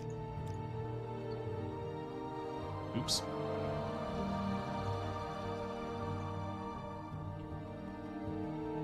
I'm guessing that the glowing red woman is Alamexia. What may I do for you, my child? So you are the person I have been hearing about. I welcome you to my chapel, Mortis. Or perhaps I should call you by another name. But that is a discussion for a later time. I understand that you have done well in my service, and indeed a service in my name is a service for all of Mournhold. Now, my faithful and obedient servant, let us discuss Barazel's mazed band.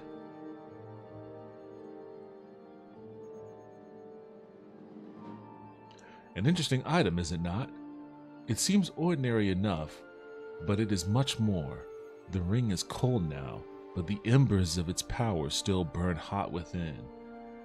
I will use my magic to reawaken this power. Why did you want this ring? Do not concern yourself too deeply in these matters, friend Mortis. I will use the ring as I do everything to serve the temple and all of Morrowind. You've been a pleasant surprise to meet. I have seen something in you that I have not seen in a very long time. I bestow the blessing of my light upon you. May it serve you well. We will speak again soon. Barazel's mazed band is removed from your inventory. My journal's been updated.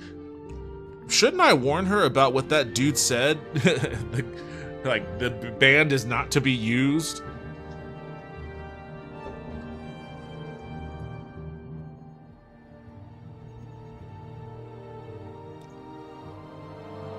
Yes, the mother to the young King Helseth, a fascinating woman, mortal but fascinating.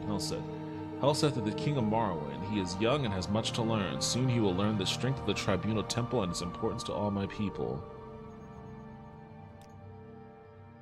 It is good and right that the band be in my possession. Surely it will be a boon to all of my people. Your efforts are appreciated. Dear Fetris has been a loyal servant for a long time. He is my steward and oversees many of the day-to-day activities here at the temple. My dear Gavis has been a loyal servant of mine for many, many years. He is a shining example of the glory of the Tribunal. My heart ordinators protect the city of Mournhold from all who would do harm. They are holy warriors blessed with great speed and strength. I could probably take them. The king's guards, I don't concern myself with them. My hands are the most powerful warriors in all of Mournhold. Sotha Sil. Do not concern yourself with Sotha Sil. He lives in his own way, as he always has. No, I have not spoken with him in a long time, but this is not odd. I am certain all is well with my old friend. Tinas Del Tien. He's the leader of the young king's royal guards, I believe. And Imperial, they're all the same. Fair enough. Alright, that's it. That's all you had to say to me? Alright, I guess I'm out of here.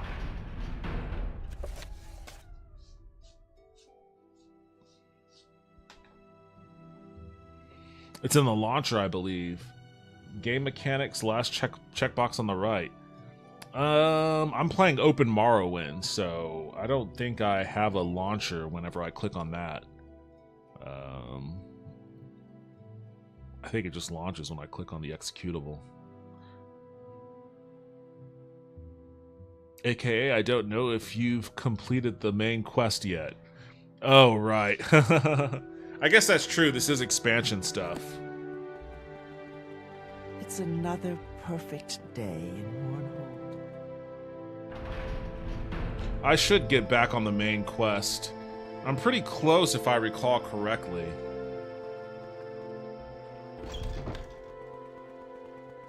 The only reason why I got sidetracked with this Mournhold stuff is because I needed to make money. I needed to make money, and this was the place to go to do it.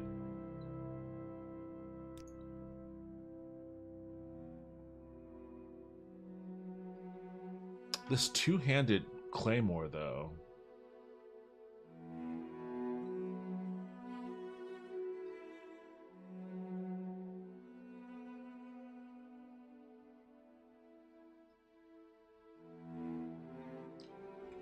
What's good for the Empire is good for let me go off to the side here and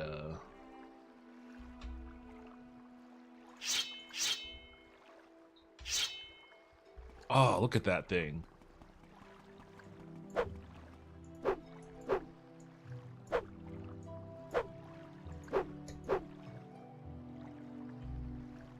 Alright, I'm keeping this one. I guess I'll enchant this one. I guess I'll try my hand at enchanting this one too. Let me save it. I think I think this one, which one? 3 to 7 points of fire damage for 1 second. I could probably do better than that. Where is my, I have a lich in this Grand Soul Gem.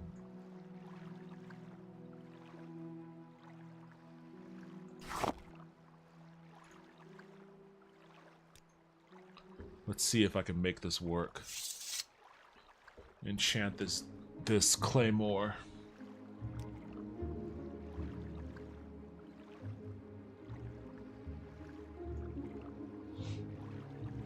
What do I want? Summon?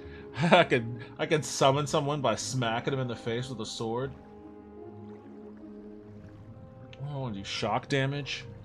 I want to do drain health.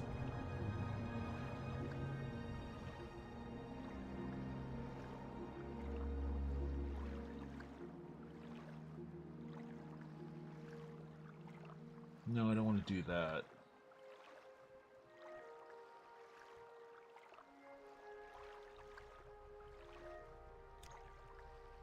Let's try shock damage. I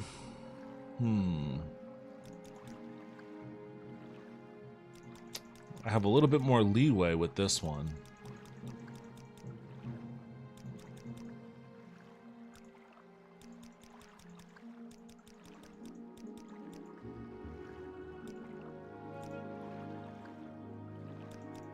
Let's pull these back a bit.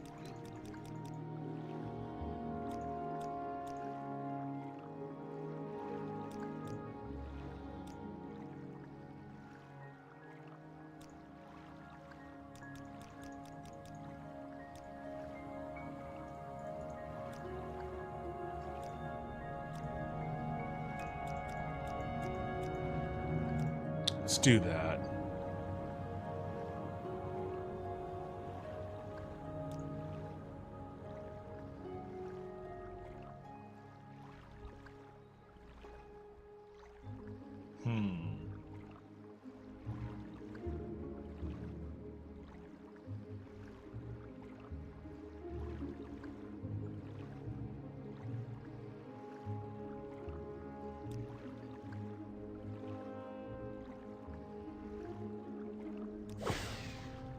Alright, success.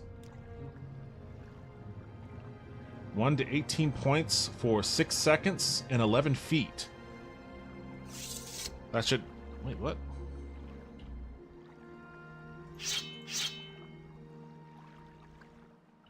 There we go. That should give me some good crowd control there.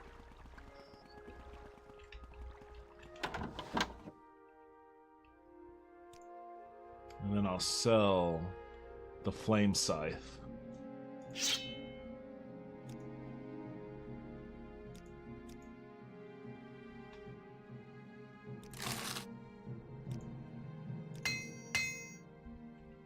today and tomorrow. Okay, you know what I'm gonna do? I am gonna get back on the... I don't even remember. Where did I leave off on the main quest? Oh, holy lord. I wish I could find a mod for this that would make my quest tracker something better than having to flip through a journal. Because this is kind of annoying. But I searched on Nexus mod for something like that and couldn't find one.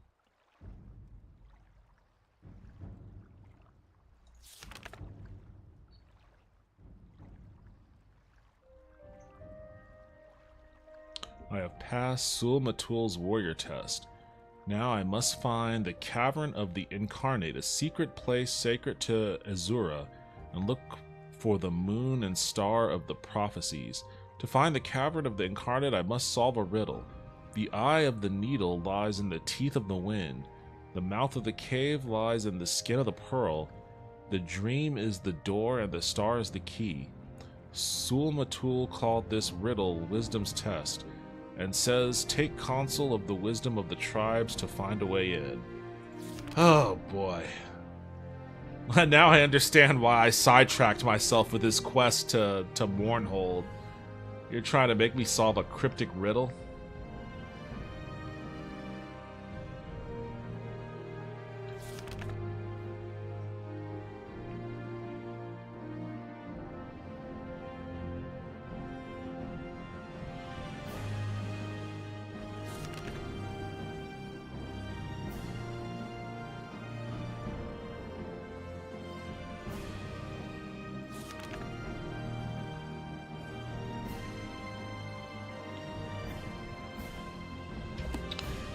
Well, first I'm gonna go back into the sewers.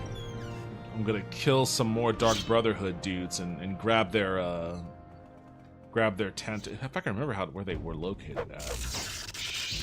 Oh shit! Oh shit! Okay, well that dropped him in a hurry.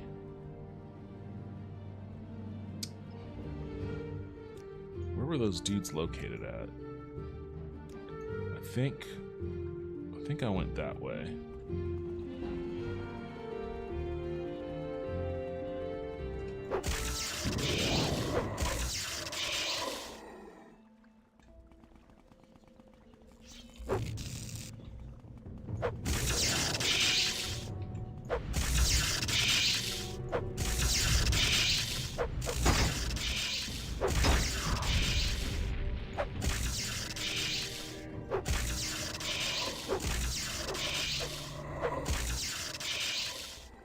I will say this is a pretty wicked strong weapon.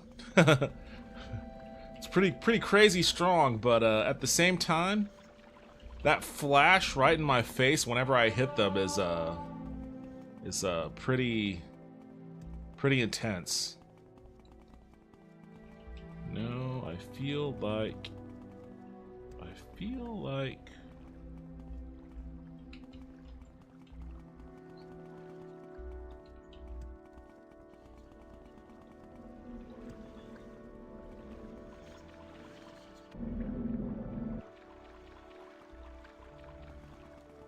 was it this way?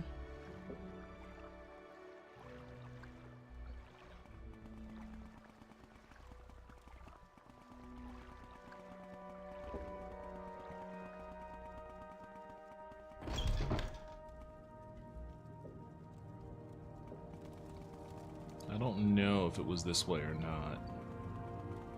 I always forget. Oh yeah, here they are.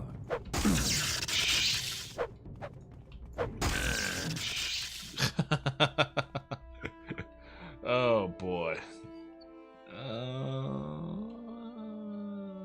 I'll take it. As a matter of fact, I'll take it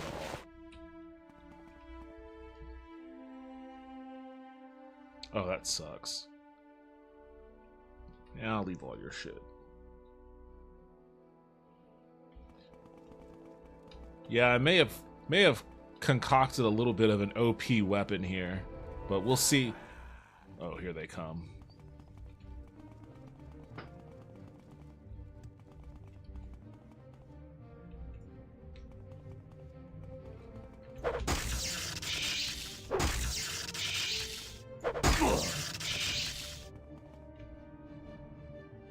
There we go. He's got one of them.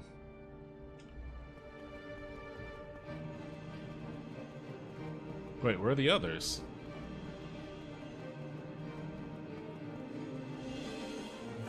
Oh, they're all stuck.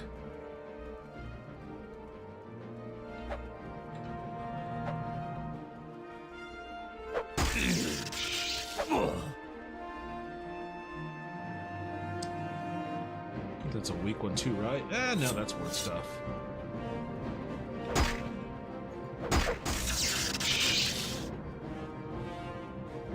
Just watch them get electrocuted for 6 seconds.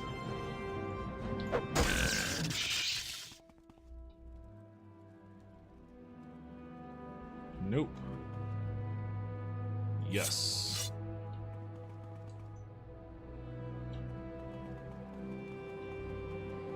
All right, I would call crafting this weapon a success. There is no escape.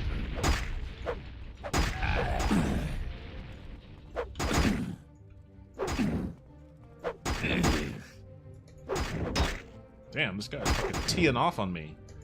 Die already.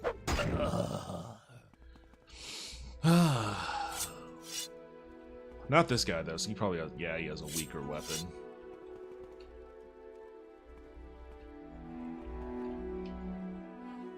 Enemies nearby.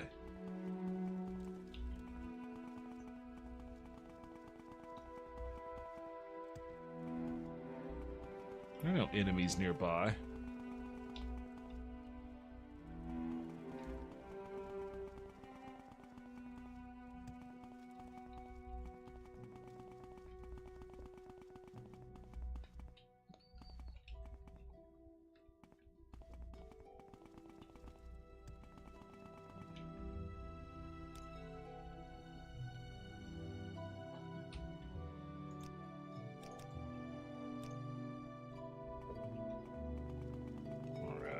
Let's keep going.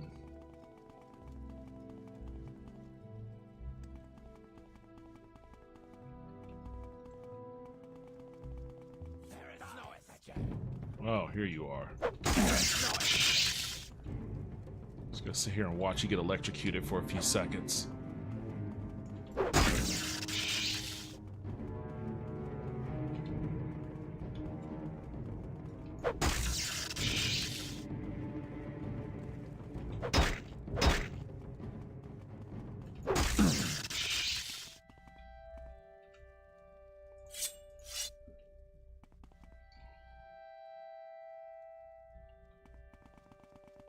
Those Daedric Tanto guys can take a hit, that's for sure.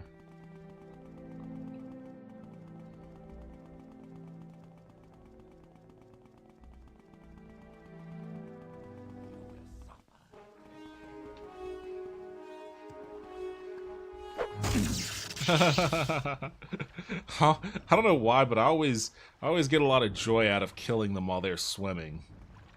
It just seems unduly cruel. Oh, okay, this is where I was coming from before, I believe. Oh, okay, it was that door. Why did I think it wasn't this door that led there? It's very dumb of me.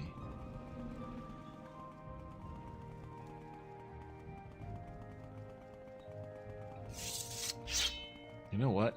I'm feeling cocky now. I'm feeling cocky. Where are those goblins at? I want to fuck with these goblins again.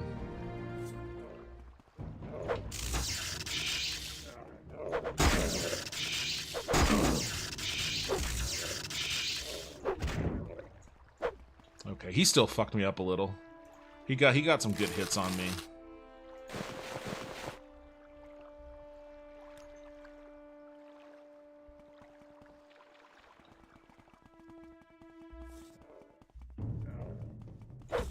Oh, we gotta watch out for these club guys.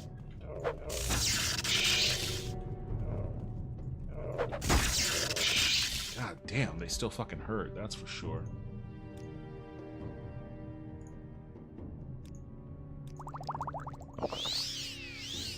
The progression of the player character is nice in this game too. I like how it's based on what you do in the game. What do you mean? Like, what are you... Oh!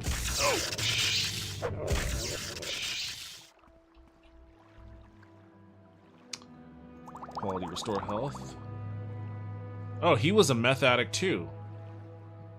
Well, it's a good thing I didn't let him land a clean shot on me.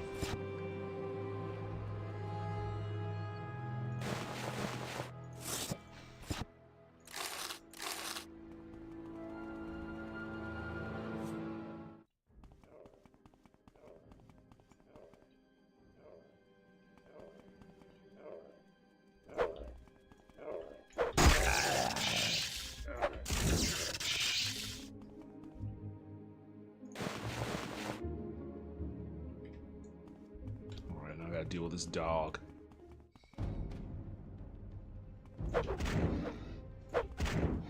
Oh, man. Dropped him in 2 hits. God, that is so much better than how I was dealing with that guy before.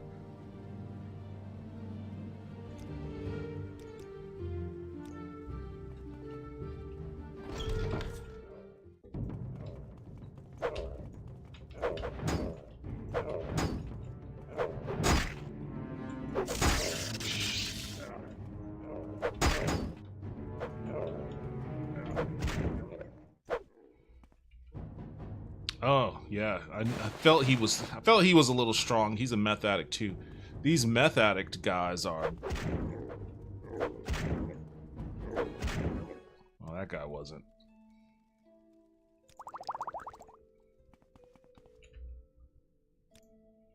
Like how you can't land strikes in combat at first, but the more you fight things, the better you get, and you start landing more hits. Yeah, I mean Daggerfall is like that too.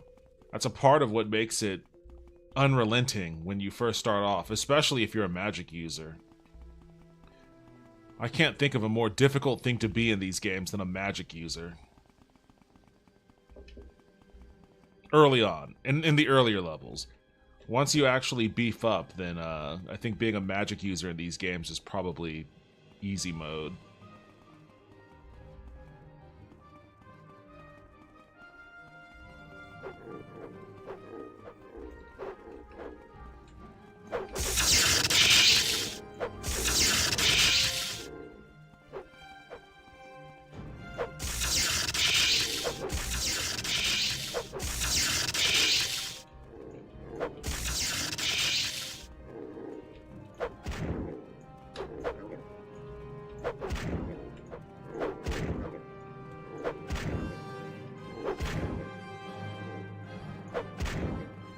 Oh, there's more of them.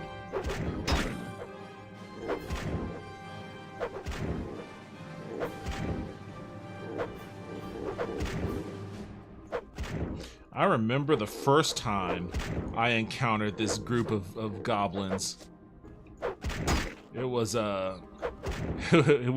it took me a hell of a lot longer to beat them all than just now. It was a lot of me running around in circles. A lot of me using the invisibility ring.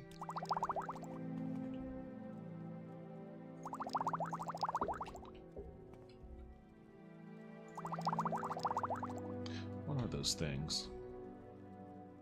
Moon sugar. Oh, so they're on coke. These guys were all coked up. Well, I couldn't tell.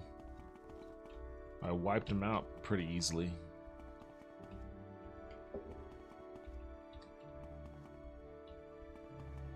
Okay, well, you know what? I tested my strength. I'm satisfied. I guess I'll try to get back to the main quest now. I don't know what that puzzle means, I don't know what that riddle is, but I guess I should try to figure it out.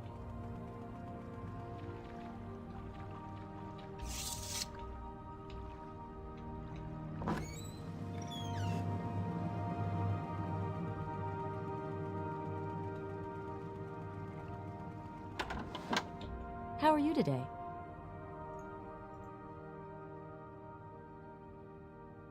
What?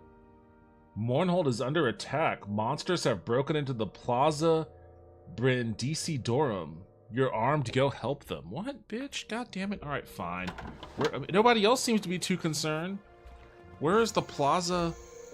Plaza what? Temple Courtyard? Okay, so I go south, I guess. You have a question? I'm off to bed. Thanks for streaming later. Hey, thanks for hanging out. I appreciate it, man. Have a good rest of your night. Yeah, it's 1 a.m. I guess I haven't realized that. I'll figure out what's going on behind these doors and probably call it for the night myself.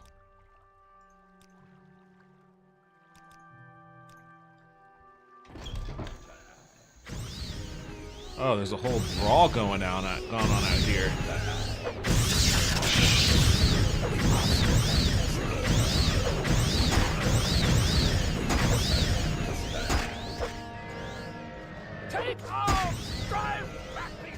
this thing is this weapon is draining my stamina, so I'm gonna switch to the Jink blade.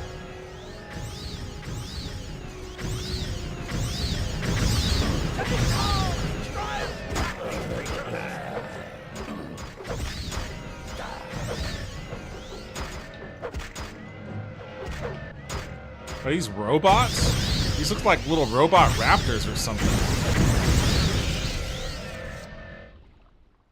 Wait, what? What happened? What is this? You violated the law. What? How'd I violate the law?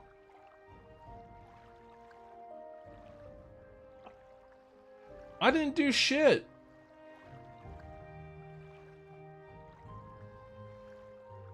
You will suffer. Okay, hold on a second.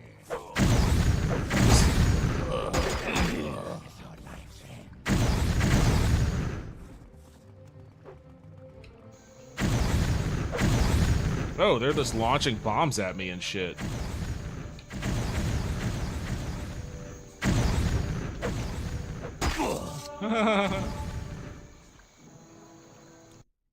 Alright, I don't understand what happened there, but I guess I'll try a different tack this time. Let me start off by switching my weapon. I must have accidentally like hit one of them or something.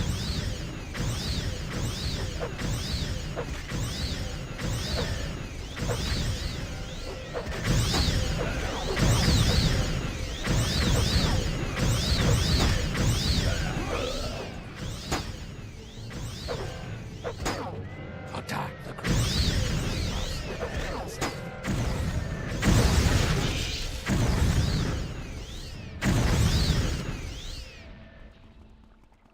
Okay, that's better. The hot orators have asked me to help defend the city against attacking creatures. The creatures attacking the city have been defeated. The plaza is in ruins. Doesn't look like it's in ruins to me. Well, I guess there's rubble. Hey, what was that all about? Vedris Clare must be told of this attack. Get yourself to the temple and let him know. Go. Okay, well, I guess this guy's giving me orders now.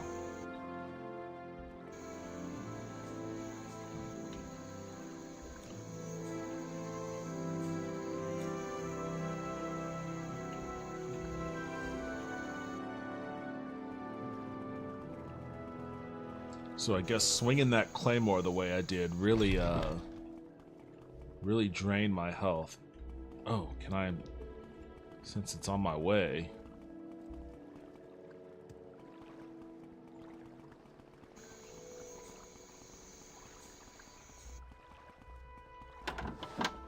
How are you today? Well, see if you can sell, let me sell some stuff to you.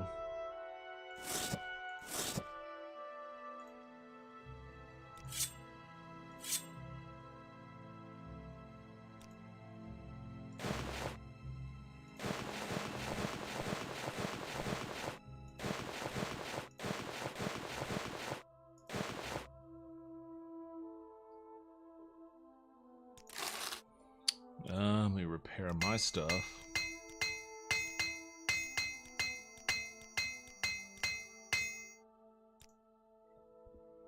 How much did that give you? 2,000? Well, I can't sell the Daedric stuff anymore. I think that was all I had left to sell. Yeah, well, alright, cool. I'll sell that stuff later then.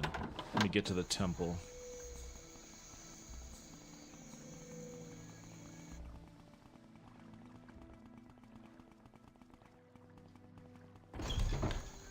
Mournhold, city of magic.